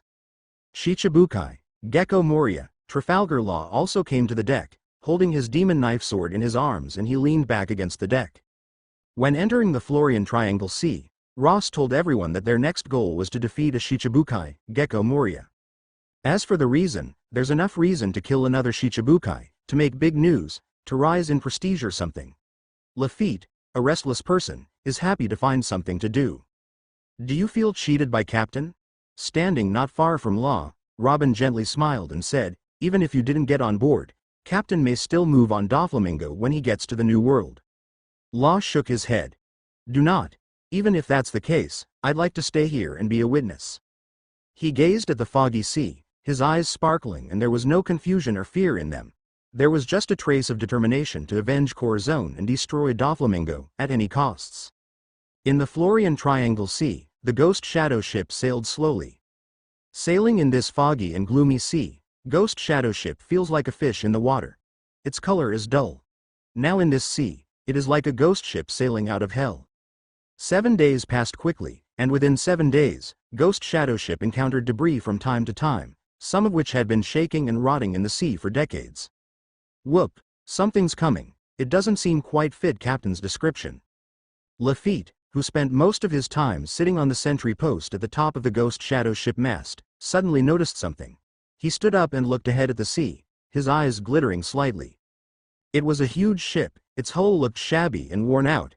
It seemed that it was an old ship. Looking at the erosion and decay of the wood and sails, it was a ship from 20 or 30 years ago. Ross and others came out of the cabin to the deck. "No, not this one." Looking at the approaching crumbling ship, Ross shook his head. Although it was very large, it was much smaller than the terrifying 3-mast sail ship named Thriller Bark. Hearing that it was not the goal of the trip, Law and Shilu calmed down, and as the broken ship approached, strange voices suddenly sounded from it. Squeak, squeak, as if some wood was moving, and as if some broken door had been pushed open. When the two ships were staggered, a white skeleton appeared on the side of the broken ship, sitting there, smiling gloomily at Ross and others. There was silence on the Ghost Shadow ship. Whether it was Lafitte, Robin, or Law, there was no screaming form this encounter. All of them were calm. Ross looked at the skeleton without expression. Suddenly, his figure flashed and he left Ghost Shadow ship. The next moment, Ross appeared on the broken ship. Then, they heard a crashing sound. A few minutes later, Ross emerged from the stern of the wrecked ship, tidied up his sleeves, jumped forward, crossed an arc in the air and returned to Ghost Shadow ship. Did anything interesting happen, Captain? Lafitte smirked at Ross. Ross shook his head and said, "No, I just asked some questions from a skeleton who has lived here for decades. Okay, keep sailing." Law and Shilu looked at each other, then went to the cabin one after another, and soon there was only Lafitte left on the deck. 5 more days passed. Lafitte was initially interested in this piece of the sea, but then he lost his interest. On that day, as he was leaning on the sentry post on the top of the ship, his ears moved and his eyes glistened in the fog ahead. That is, in the fog, a huge shadow loomed, far from being comparable to the old wrecked ship, and its size was similar to that of an island. And according to Lafitte's observation and judgment, the shadow is not fixed, but moving on the sea. It is a huge ship. I finally found it. Whoop. Lafitte stood up straight. His bored expression was swept away as his mouth showed a hint of a smile, and he quickly informed Ross and Robin. The Ghost Shadow ship is gradually approaching the huge, terrifying 3-masted sailship. The main entrance of the huge ship is a huge mouth similar to a human mouth when it was open. Within the back of the Misty, a gloomy castle emerged, and the atmosphere seemed extremely depressed. "Should we just go in, Captain?" Lafitte looked at the front door with its huge open mouth. Instead of being afraid, he looked interested and turned to Ross. Ross nodded calmly. Moria's strength is almost at the bottom of Shichibukai. Even if he swallows 1,000 shadows and can break a small island in half, which is comparable to Luffy's 4th gear Great Ape King Kong gun, but the trick is extremely clumsy, and it is easy to lose consciousness. In contrast, Doflamingo not only has the original identity of Tenryubido, but also holds the secret of Tenryubido, and grasps the innumerable transactions and intelligence in the dark world. It will be a lot more difficult to deal with him. Crash. Ghost Shadow ship sailed slowly into the interior of the terrifying 3-mast sailboat, and the rear gate closed silently, like a beast from hell, swallowing Ghost Shadow ship in one gulp. After another voyage, Ghost Shadow ship arrived at the shore. "Shilu, you stay here and watch the ship." Ross jumped up and landed on the shore, giving a command to Shilu. Among all the people, besides him, Shilu and Lafitte have the strongest observation haki. Lafitte is obviously eager to learn Gecko Moria's methods, so he had to leave Shilu behind to guard the ship. Shilu was not very adapted to the gloomy environment and nodded at his words. "Let's go." Lafitte, Robin, and Law all landed on the shore. Ross slight smile and walked towards the gloomy fort city in front of him. As the four advanced, the surrounding environment became more and more ghastly. The trees grew very strange, and even a large number of tombstones and graves appeared. Ross's face was dull, Lafitte's smile was getting bigger and bigger, Law's face was expressionless, and Robin was also interested in watching the scenes around her. Rustle. As the four moved forward, a rustling sound came from the dark woods, and then suddenly, the grave burst open, and a large number of skeletons and zombies wrapped in bandages emerged from it. All of them made a gesture with their teeth and claws and made a strange sound of hoot hoot hoot. Ross. Robin. Law. Lafitte. Oh. Boom. Boom. Bang. Bang. There was a burst of explosions in the graveyard, from which panic and screams were heard. The heads of several zombies flew up into the sky, and the heads of several zombies touched their buttocks. Several zombies seemed to be real zombies, tearing their teeth and claws at their companions. Ross and Law stepped out of it without expression and went on to the fort city of Moria. Robin grinned and smiled. "This ability, it's quite interesting. Only you find it interesting." Law screamed in his heart as he wielded the demon knife. His eyes were cold and indifferent. Lafitte swung his cane and smiled. "It's an interesting ability to manipulate zombies, uh-huh." His voice stopped suddenly and his ears moved slightly as if he had caught something. Meanwhile, Ross and Robin's footsteps also stopped. The slowest reaction was Law, but when he noticed Ross's reaction, he stopped and looked around vigilantly. Robin stood there looking at the front, but her eyes were constantly turning to one side, and finally, her arms were raised and slightly crisscrossed in front of her. "What do you want to do, Mr. Transparent?" Silence. More than a dozen arms appeared in the air, showing the shape of someone, which seemed to grasp something close to Robin. "It is the ability of Transparent Fruit, Absalom." Ross casually looked at Robin as she had captured someone who was invisible by using her observation haki. Her haki has improved by a lot in such a short time. In fact, using his light distortion ability, he can easily become transparent, but since Robin has learned the observation haki, it is impossible for him to sneak into the bathroom. Bang! Absalom struggled hard to break free of Robin's hold, and using his strength he was able to make 10 arms disappear, but in this process, it also showed his figure. His pupil contracted when his eyes fell upon Ross. He had planned to play tricks on Ross and others, but as soon as he got close, Ross and others noticed him. He stared at Ross and said in a solemn voice, "You are, Ghost Hand Ross? It seems that you are not ignorant of the outside world." Ross looked calmly at Absalom. "In this foggy sea newsbird will not come. Moria mostly has other channels to get intelligence." With his hands behind his back, he asked indifferently, "Where is Moria?" Absalom stared at Ross with trepidation and vigilance. He did not answer Ross's question but prepared to step back. Suddenly, he bent his knees and launched his transparency powers. He also bounced into the darkness towards the rear. However, Ross snorted as he lifted his foot and gently stepped on them. The ground was like a blanket as it wrinkled in an instant. Absalom's back hit the raised ground directly and was immediately squeezed into the middle by the mud bank used around him. Bang! Ross held out his hand and grasped it from a distance. The surging earth suddenly tightened to the center, making a slamming sound as it turned into a raised grave. In his memory, this guy sneaked into Nami's bathroom with transparency, and Ross was not ashamed but jealous because he was able to use transparency to sneak into the bathroom while he could not use light distortion's ability to transparently do things like sneaking into the bathroom. "Let's go." After killing Absalom, Ross turned and continued to walk towards the distant city fort. Thriller Bark is the largest ship in the world. It is comparable to a small island. There is more than one city fort on it. After Ross and others went deep into the section, there were several roads leading to different city fortes. Ross's memory of this ship is not clear, and even if he recalls it, there is no way he would be able to instantly form a map in his mind. 3 roads, I'll go in the middle. Ross looked ahead at the 3 forks and chose the central road directly because the central road leads to the largest fort city. "Oh, then I will go this way." Lafitte gently pinched the corner of his hat with his finger, made a weird laugh and went to the right side of the road. Finally, there was a left side of the road. Law walked past, carrying the devil's knife, and went towards the left path. Robin was thinking lightly. When she was about to choose, there was a strange sound coming from behind. She saw a 3-headed dog appearing in the darkness behind her and growling at her. "Oh, it's so cute." Robin looked at the Cerberus, showing a hint of surprise on her face. Her appreciation of ugly creatures always made Law and Ross want to vomit, but neither Law nor Ross is here right now. Central City Fort.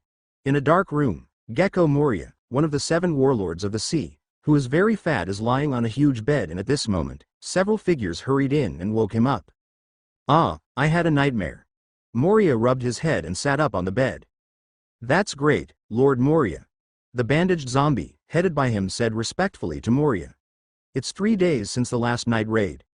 You've been sleeping all the time. We've prepared food for you for 3 days. This prey is very strong.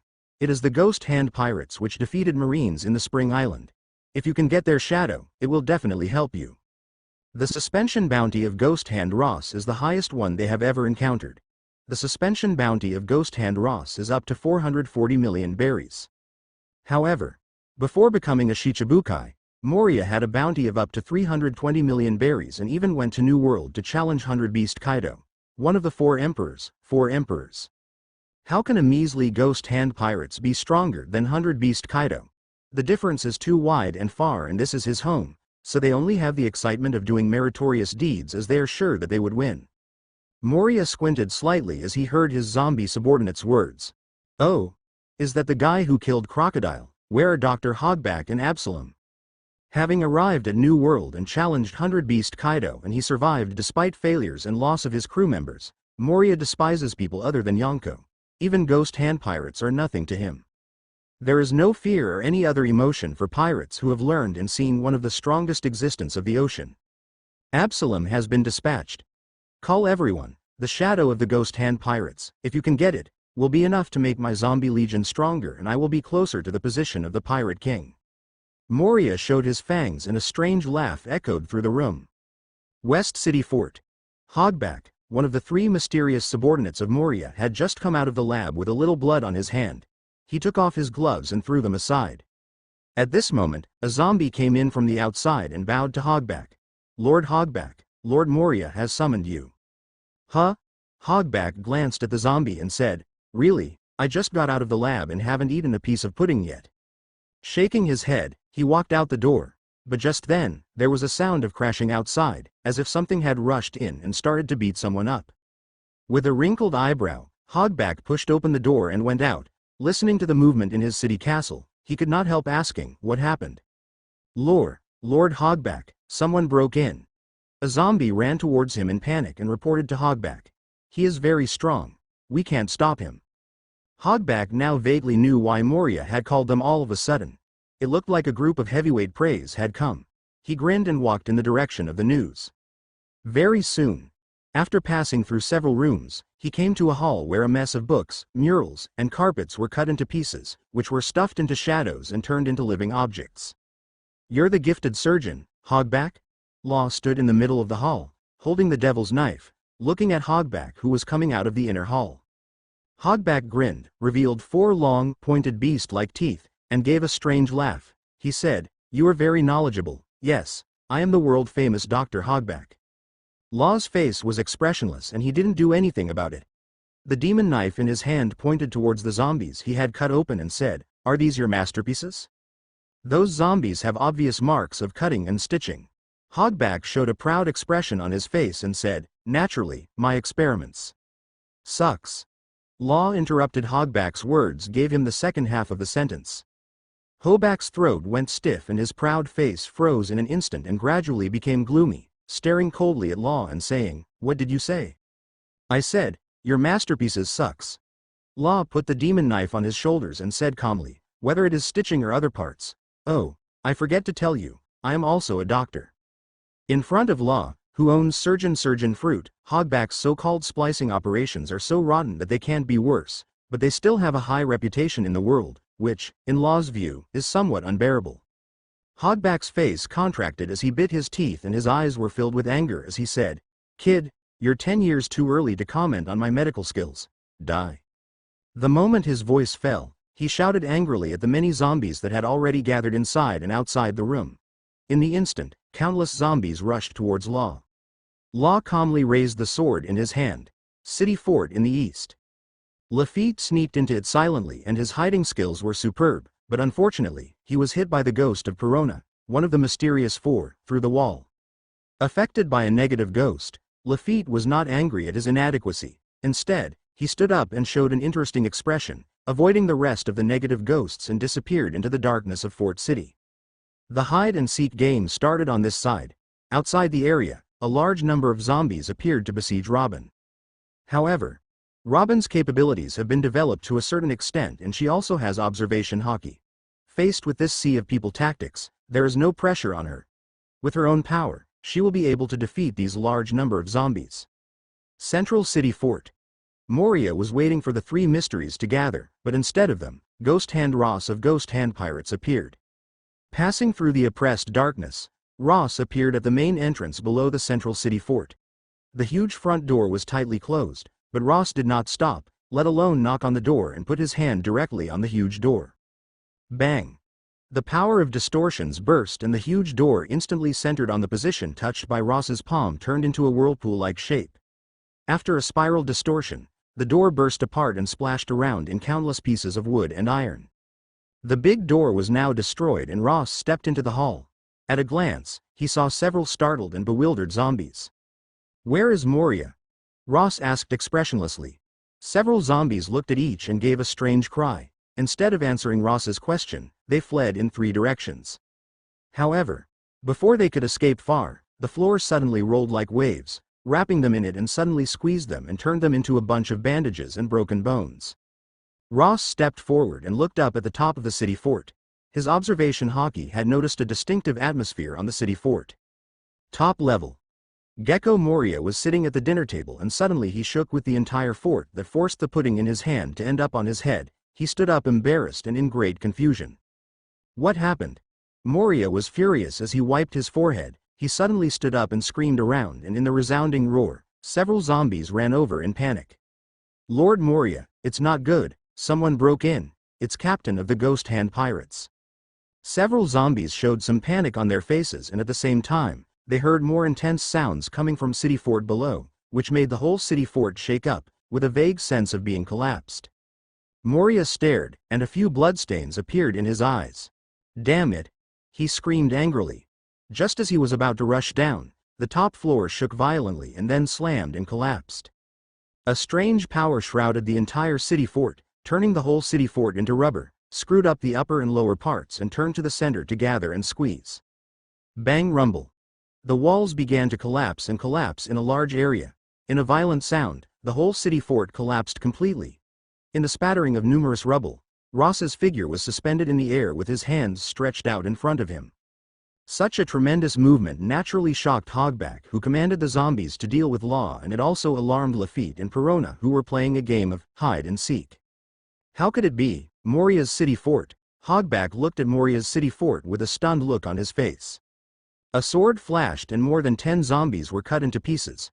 Although they were immortal, Law's ability to cut them was also harmless to them.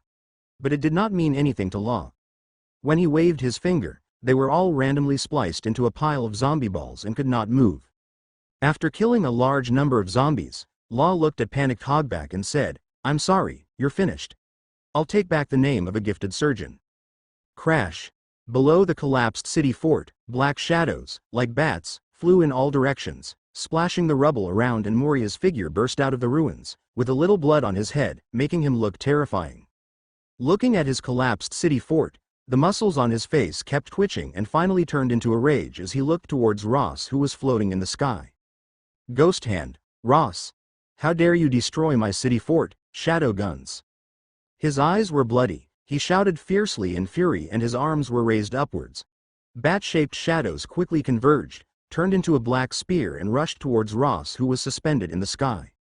Faced with the fast, light-like Shadow Guns, Ross raised his feet expressionlessly, and power of distortions fell suddenly. Bang! Under the impact of the power of distortion, the dark shadow angle guns, like a spear oppressed by a great force, showed a curved state and finally burst apart. At the next moment, Ross's figure flickered and he used Geppo, Moonwalk, to swoop down from the air and rushed toward Moria. Damn it! Moria was shocked to see Ross crushing his shadow guns with one foot, because it looked as if he had crushed his shadow guns with physical brutality, which reminded him of his fear of being dominated by 100-beast Kaido. Fear flashed through his eyes. Moria gritted his teeth and gave a low cry. He suddenly disappeared, and in his original place, a shadow doppelganger just like him appeared. Kagemusha, Shadow Warrior. Bang! Ross punched the black shadow, and the shadow became a myriad of black bats. His face was unchanged as he utilized observation haki to clearly capture Moria's position and rushed toward Moria's body again. So fast! Moria's pupils shrank and his hands slammed toward Ross. Flying bats. Shadow Master. A large number of black shadows turned into bats and rushed towards Ross, making strange noises, trying to tear Ross apart, while a black, Moria-like shadow rushed towards Ross. That's all you have, Moria. Ross stared at the black bats flying in his direction indifferently. He ran into them without any consideration.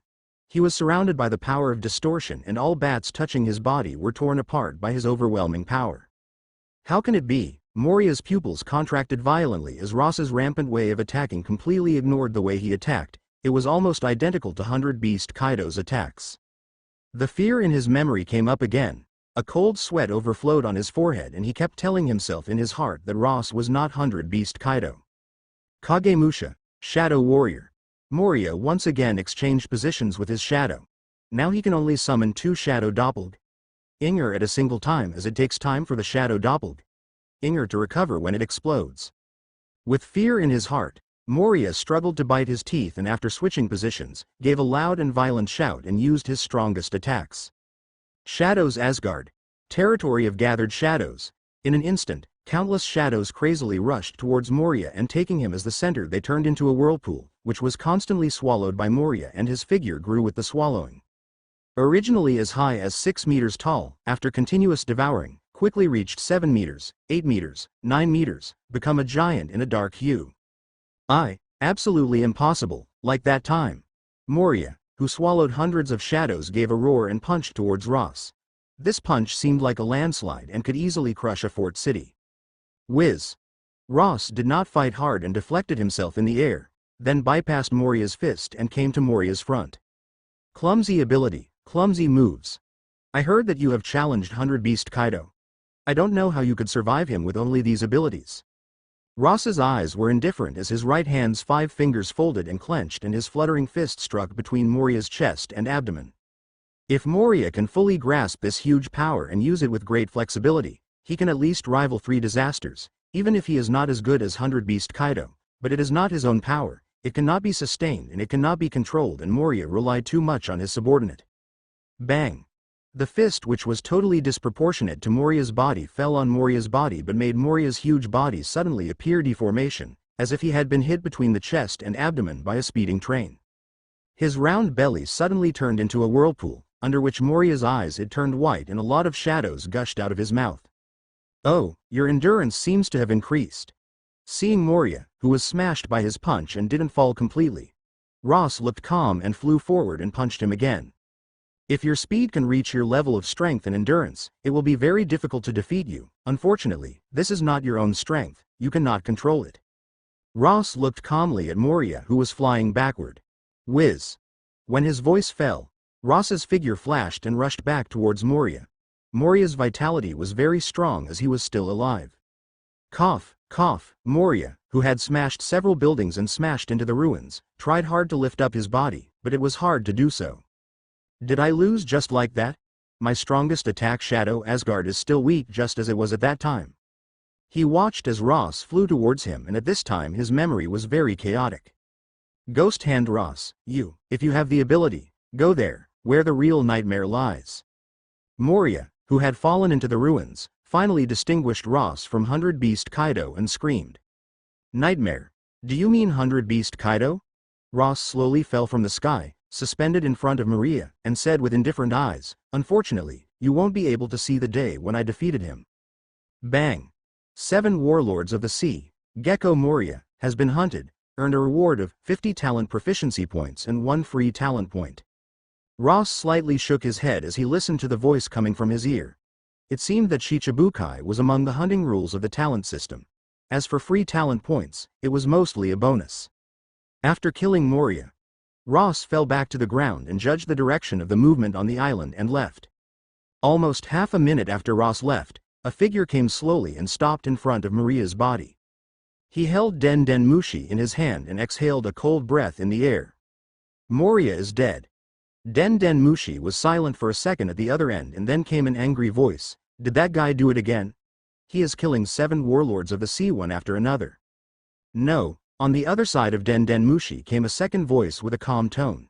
Since he died in the hands of pirates, it means that Moria is too weak to qualify for Shichibukai, so it's better to change people as soon as possible. Since you were there, get rid of the ghost hand pirates, don't let them continue their journey. On the other side of Den Den Mushi came the voice of a third person, in a calm tone. I think so too. Standing in front of Moria's body, the unknown man slowly opened his mouth, hung up the Den Den Mushi, exhaled again and stepped away. In the direction of his exhaling, a white frost emerged on the broken buildings and the area is constantly overflowing with a trace of cold.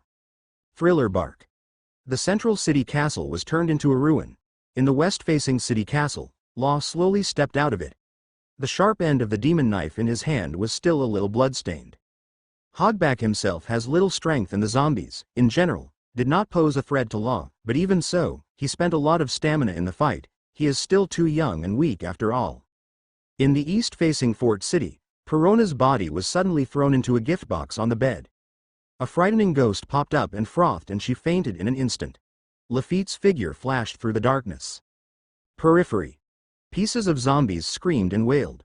They were all split into pieces by Robin. Robin didn't like the bloody scenes, but these strange trees and zombies didn't bleed and she preferred ugly things so she enjoyed the demolition. After being defeated by 100 Beast Kaido, Moria's hard-earned forces collapsed in an instant under the impact of Ross's ghost hand pirates. Has it all been dealt with? Ross arrives first at the three-way fork road and glances at the split zombie trees and Cerberus and headed towards the newly arrived Law. Law carried the demon knife on his shoulder and said, I killed a doctor named Hogback. What about Lafitte? Ross looked around and found that Lafitte did not come and he was surprised. If Law met Hogback, then Lafitte should have met Perona and should have been the first one to come here. Just when Ross was surprised, Lafitte's figure finally appeared. He came to the front and took out a cloak from somewhere and shook it in the air. Maybe Captain will be interested in this. Lafitte gently smiled, pulled back his cloak and revealed a small gift box. The ghost princess Perona was tied up and placed in the gift box with a look of panic in her eyes. Ross. Robin slightly squinted, and Law stood with his head tilted irrespective. Ross exhaled, rubbed his eyebrows and said, "The power of the ghost fruit may come in handy. Now that you've caught her, bring her with you." Lafitte had a slightly demonic smile on his face. Law lowered the eaves of his hat. Robin also took back her attention. After a little tidying up, everyone turned around and planned to leave. Perona was released, but she was still tied by a rope and could only whine. However, just as the crowd came to the shore, their movements were all stopped. Tearful Perona, who was following them, almost ran into Ross in front of her and whined again.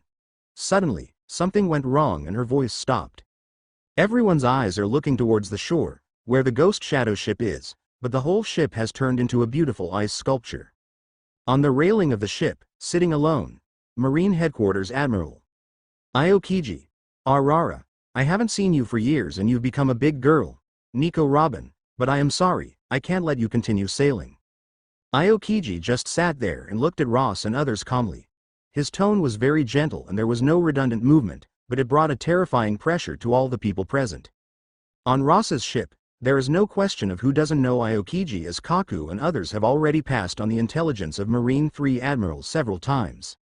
The frozen sea, transformed into an ice sculpture of ghost shadow ship, is a stiff dispel of his terrifying power.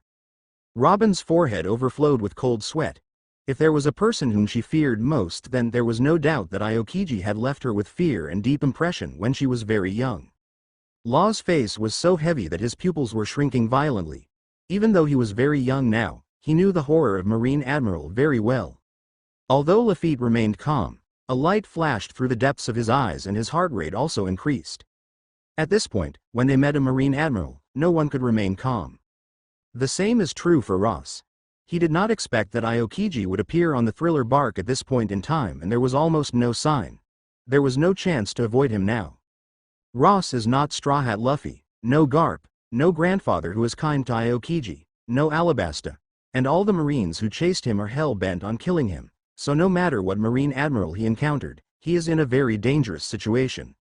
The difference is that Kizaru may play tricks slowly, Akainu may fight without saying a word, and Aokiji may say 2 or 3 sentences.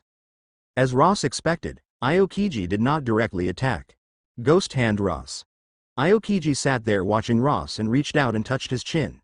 He said, "I know everything about you. There is indeed some bad seeds inside the Marine. This situation is caused by lax management.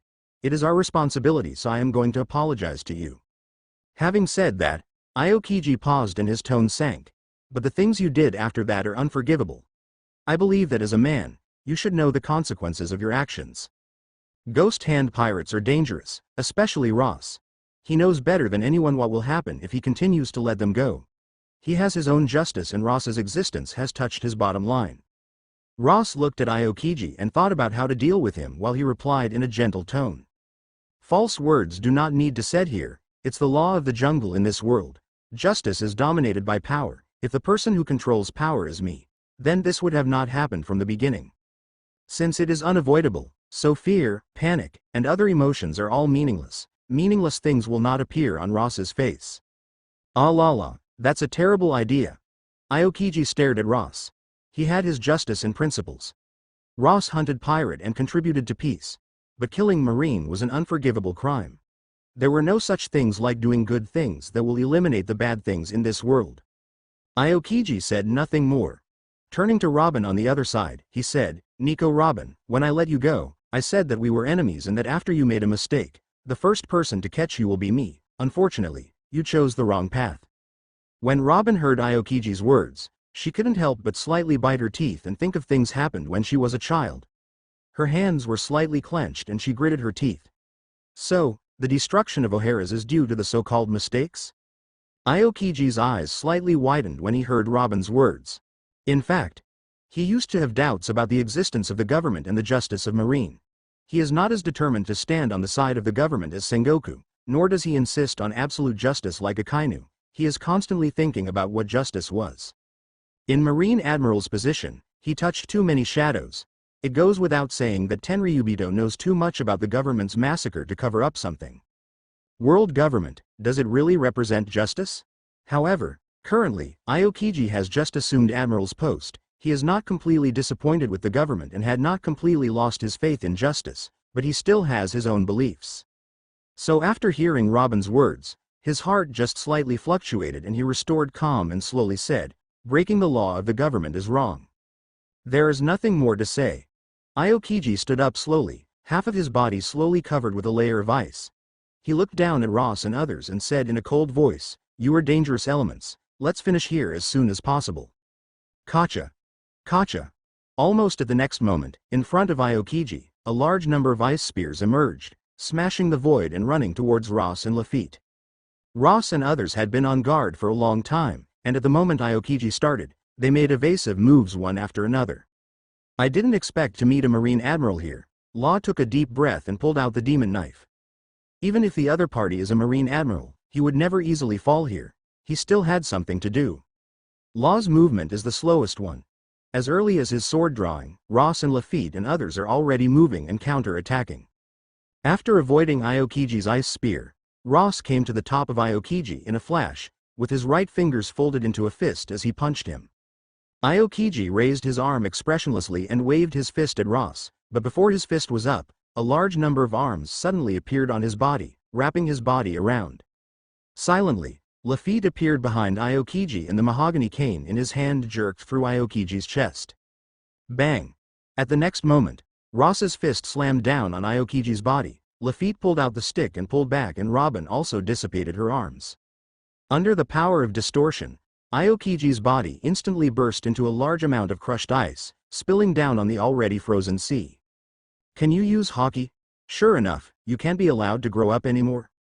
Kacha. Kacha. The rapid condensation of ice once again gathered into the shape of Aokiji, who was unscathed. Ross had a glimpse of something his heart. He had just punched him. He was completely motivated and almost unreserved and he still couldn't hurt Aokiji.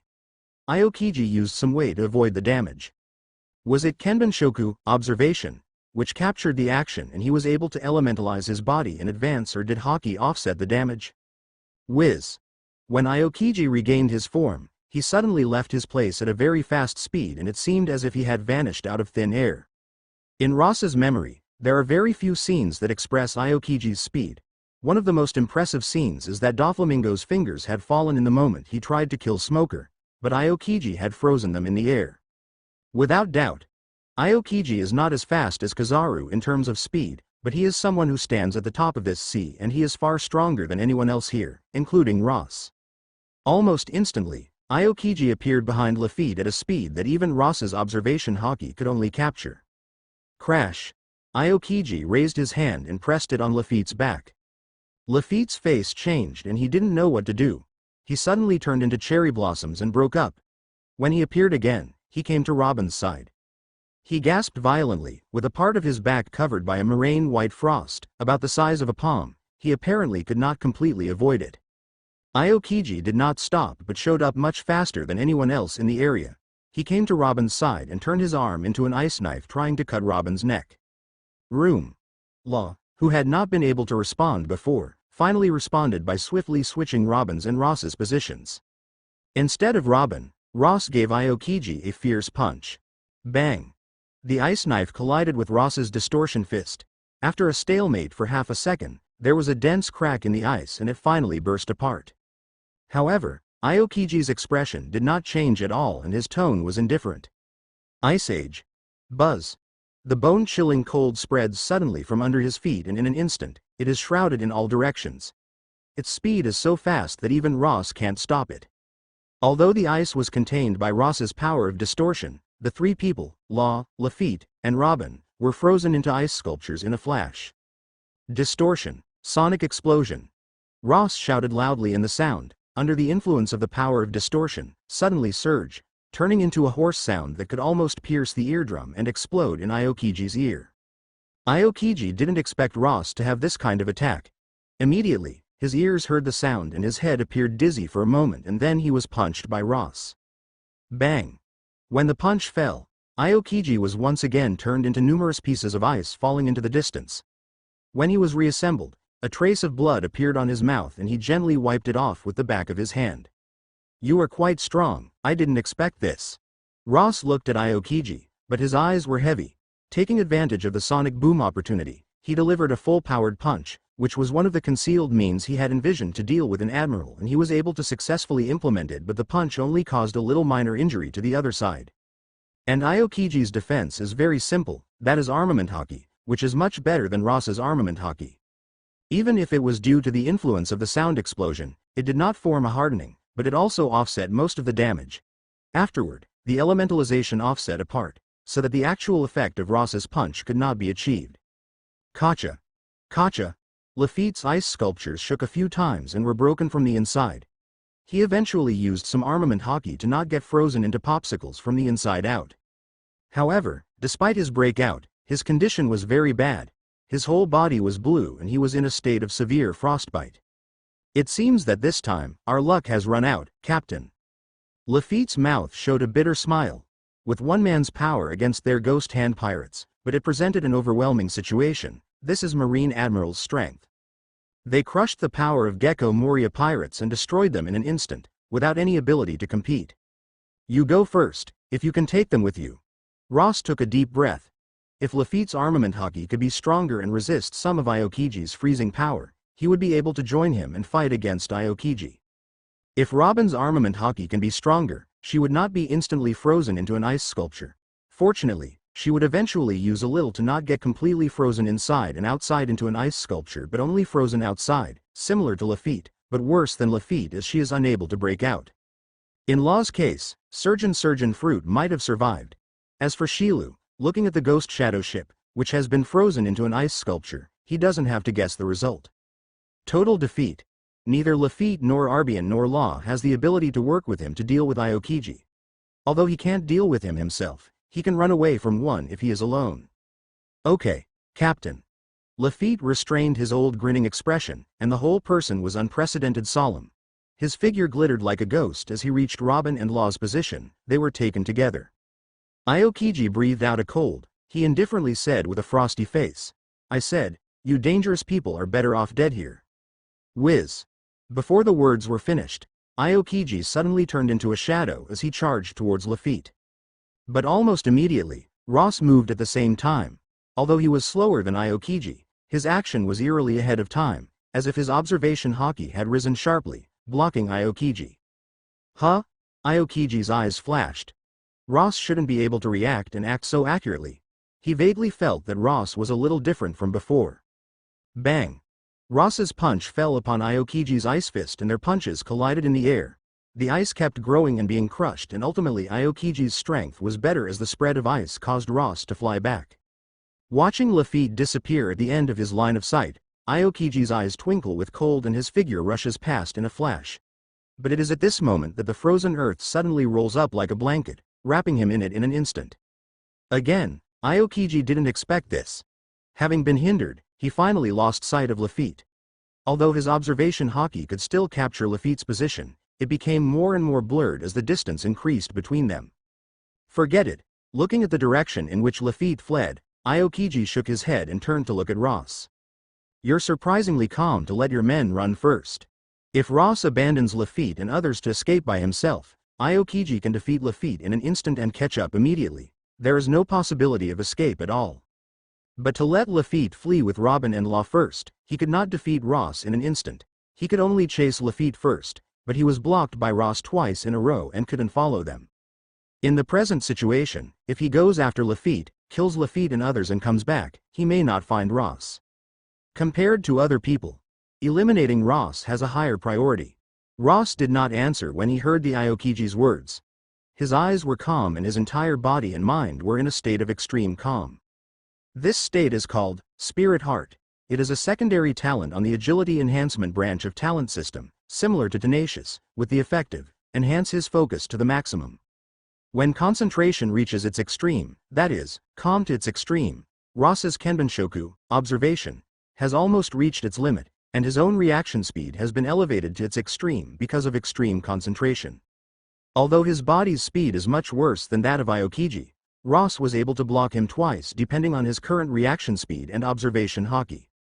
Other than that, killing Moria provided him with 50 talent proficiency points. He put 30 points on the distortion fruit and 20 points on the agility enhancement. In this case, it is no longer possible to improve his physical fitness, only to maximize his speed and strength. Even if his body cannot bear it, he must have at least some hard-working capital, so as to have the possibility of final survival. The situation in front of him is the biggest crisis he has encountered since he came to this world.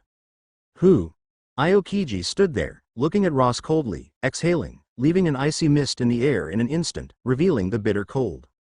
Although you're growing faster than many people expected, no matter what you do, you won't be able to change the outcome of this fight. Whiz. The moment his voice fell, Aokiji jumped up with his arms crisscrossed in front of him and he suddenly formed two pikes, falling from the sky and smashing towards Ross. Ice block. Partisan, Aokiji, showing his real speed is still incredibly fast and these series of actions are done almost instantaneously. Ross seemed to be in an emotionless state, his eyes were calm as he stepped back to avoid Aokiji's attack. Several people have gone, it's impossible for me to let you go too. Aokiji's eyes glimmered with cold as he stepped on empty air. His practice of Geppo, moonwalk, is at its peak. He turned into a shadow as he arrived at Ross's back and punched out. Ross couldn't evade, he could only turn around and hit back. Bang! With his fist wrapped in the power of distortion, it collided with the frozen fist. Ross's power of distortion burst into full swing in the air and rushed toward Aokiji, trying to disintegrate Aokiji's body. However, Aokiji's face is indifferent and his high-grade armament haki is surrounded by the power of the ice fruit that turned into a bone-chilling cold that rushed towards Ross's body. Bang! After a stalemate for about a second, Ross's power of distortion was crushed by Aokiji and he flew backward again. Ross, who flew back, used gravity distortion in midair while utilizing Geppo, moonwalk, to fly to a farther place. Aokiji is expressionless as he lifts his foot. Bang! On the route that Ross fled, a huge ice wall with a length of hundreds of meters and a width of several hundred meters suddenly rose from the ground and blocked Ross' route. Ross's eyes twinkled as he used gravity distortion to change direction again and his figure crossed a perfect parabola in the air as he flew toward the sky. But before he could fly out of the ice barrier, Aokiji's figure had already appeared above him using Geppo, moonwalk, and he pressed one hand down on Ross. Ice block. Avalanche. Almost instantly, a giant ice ball with a diameter of several hundred meters was born in the void and fell towards Ross below, wrapped in destructive power.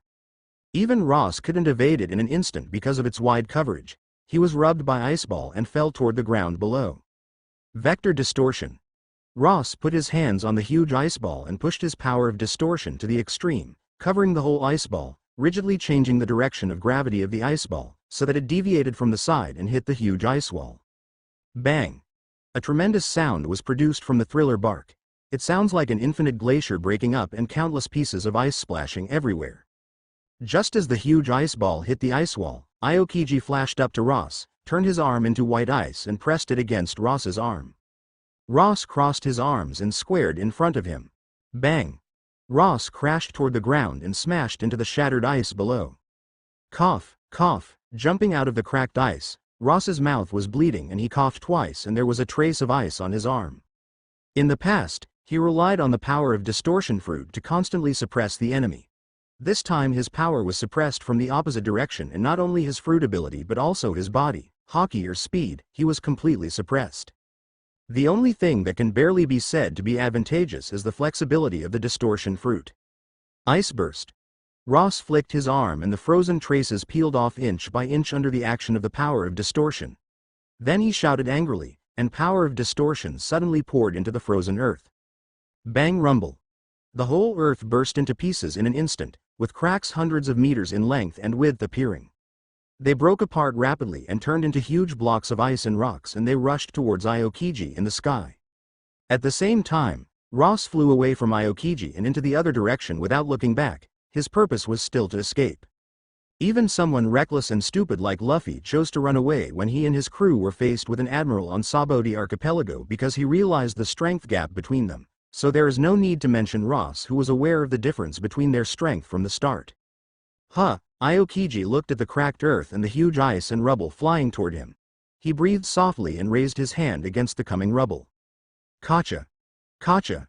His arm instantly turned into ice and spread all the way, freezing all the huge ice and rubble in midair. Then he pushed the frozen rubble hard and made it a kilometer long, and then he sent it away towards Ross. Ross had no idea of confronting him. He continued to run away. Soru and Geppo and gravity distortion were all brought to their extreme. His entire figure was like an arrow on the ground, lashing into the distance. However, Aokiji is still faster than him. As he dashed forward, the ground ahead gave a sudden bang and a larger wall of ice rose again, blocking his escape route. Ross tried to fly upwards as before, but the huge ice block, nearly a kilometer long, had fallen like hell, blocking all directions of escape. Looking at the size of the ice, Ross slightly gritted his teeth and slammed his foot on the ground, and the distortion broke down as he drilled into the bottom. Bang! The huge ice fell, wrapped in a terrifying impact, and landed on the ground. Although Ross did not bear it head-on, the impact still penetrated the surface and hit him below. Ross ignited the power of distortion to the extreme, resisting this part of the impact, but when it was blocked, Aokiji appeared above the surface of the earth and the power of ice plunged into the earth. Kacha! Kacha! Ross withstood the impact of a huge icefall but could no longer completely withstand Aokiji's freezing power, and he was instantly frozen into an ice sculpture. At the same time, the underground space created by the power of distortion collapsed, and the whole earth collapsed suddenly, and the crushed ice and gravel from above crashed down. Almost. Aokiji's frozen body slowly returned to its normal state, breathing out a cold breath, looking coldly down at the ice and perceiving Ross's state.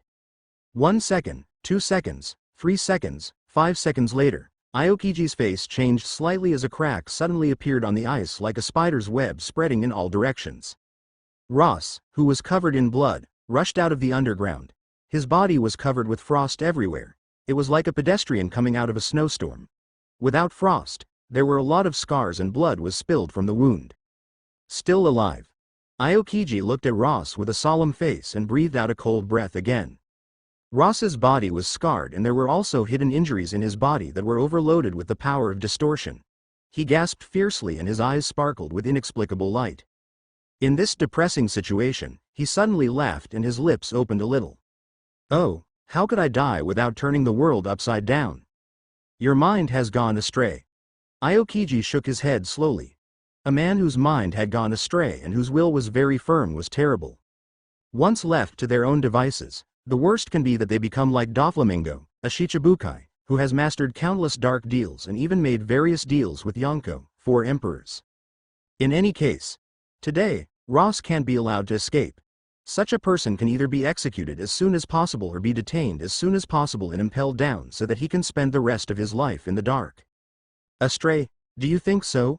Ross gently smiled, looked terrifying with his face covered with blood as he said, me going astray, isn't that the result of your so-called justice? Marine's justice, the darkness of the government, straw hat pirates, the adventurer and the wicked who burned and plundered, and so on. Ross doesn't really care. He did not want to distinguish between justice and evil. It was Marine and the government who forced the tag of evil on the top of his head and imposed the so-called justice on him. Since both the government and Marine regard him as evil, then he will be evil from now on and will become the real evil that makes the government and Marine tremble. Aokiji was calm and did not speak anymore. It was no use talking nonsense to a man who was determined and had terrible thoughts. It was not a voice but power that safeguarded justice. Aokiji disappeared in place in a sudden flash. The next time he appeared, he came to Ross, clenched his right hand into a fist, turned it into a huge frost fist and hit Ross. Bang! In the state of spirit heart, Ross's observation haki captured Aokiji's movements. Although he couldn't react as fast as Aokiji, he still had time to react and slammed his fist against the coming ice fist. Aokiji's frost fist crumbled and was hardly affected by the impact of his fists, while Ross flew straight backward. He is severely outclassed. Ross even feels that Aokiji hasn't done all he can and he is holding back his powers. After all, he can easily turn an island into an ice sheet, or even freeze the sea between 2 islands for up to a week. Except fate. No, this idea didn't exist from the beginning. In any case, as long as he has not fallen, he will never give up. His strength today is far from Aokiji, but he is much stronger than the Straw Hats pirates that landed on the Saboti archipelago. He will not give up even if there is not a single possibility remain. Distortion. Sonic explosion. Ross whispered, hissing and cracking again in Aokiji's ear. However, this time, Aokiji was prepared. His ears were instantly frozen, filled with ice, and not affected by sound blasting. If the same trick worked on me twice, then I would have no qualification to remain as a Marine Admiral. Aokiji breathed out a cold breath and charges violently towards Ross. But, almost immediately as he approached Ross's eyes suddenly flashed with really bright light, like Kizaru's lasers, piercing Aokiji's eyes. Distortion. Light explosion. Aokiji's eyes ached and his movements deformed instantly. Ross did not hesitate to seize the opportunity, kicked out with one leg between Aokiji's chest and abdomen and caused Aokiji to fly back from the impact. Ross did not escape this time. He knew that he could not escape now. Aokiji was hardly injured. He could recover in the next moment and come back. He flashed and rushed towards Aokiji. Bang, bang, bang. A series of punches and kicks poured down on Aokiji, and while Aokiji remains mostly unaffected, the constant attacks caused him to sink into the ice below him. Without any hesitation, Ross lifted his foot and utilized Geppo, moonwalk, and gravity distortion and rose rapidly toward the sky, trying to break into the fog above and disappear. Whiz! Almost 100 meters away from Ross, Aokiji's face was as cold as frost, with a trace of blood hanging from the corner of his mouth, his eyes racing in cold pursuit, his arms staggering in front of him and waving violently. Ice Saber. His arms are like two swords. Instead of sword energy, he chops out two white sabers, revealing the cold power of the weapons. He sends them towards Ross in the sky at a very fast speed. Ross was forced to avoid them sideways.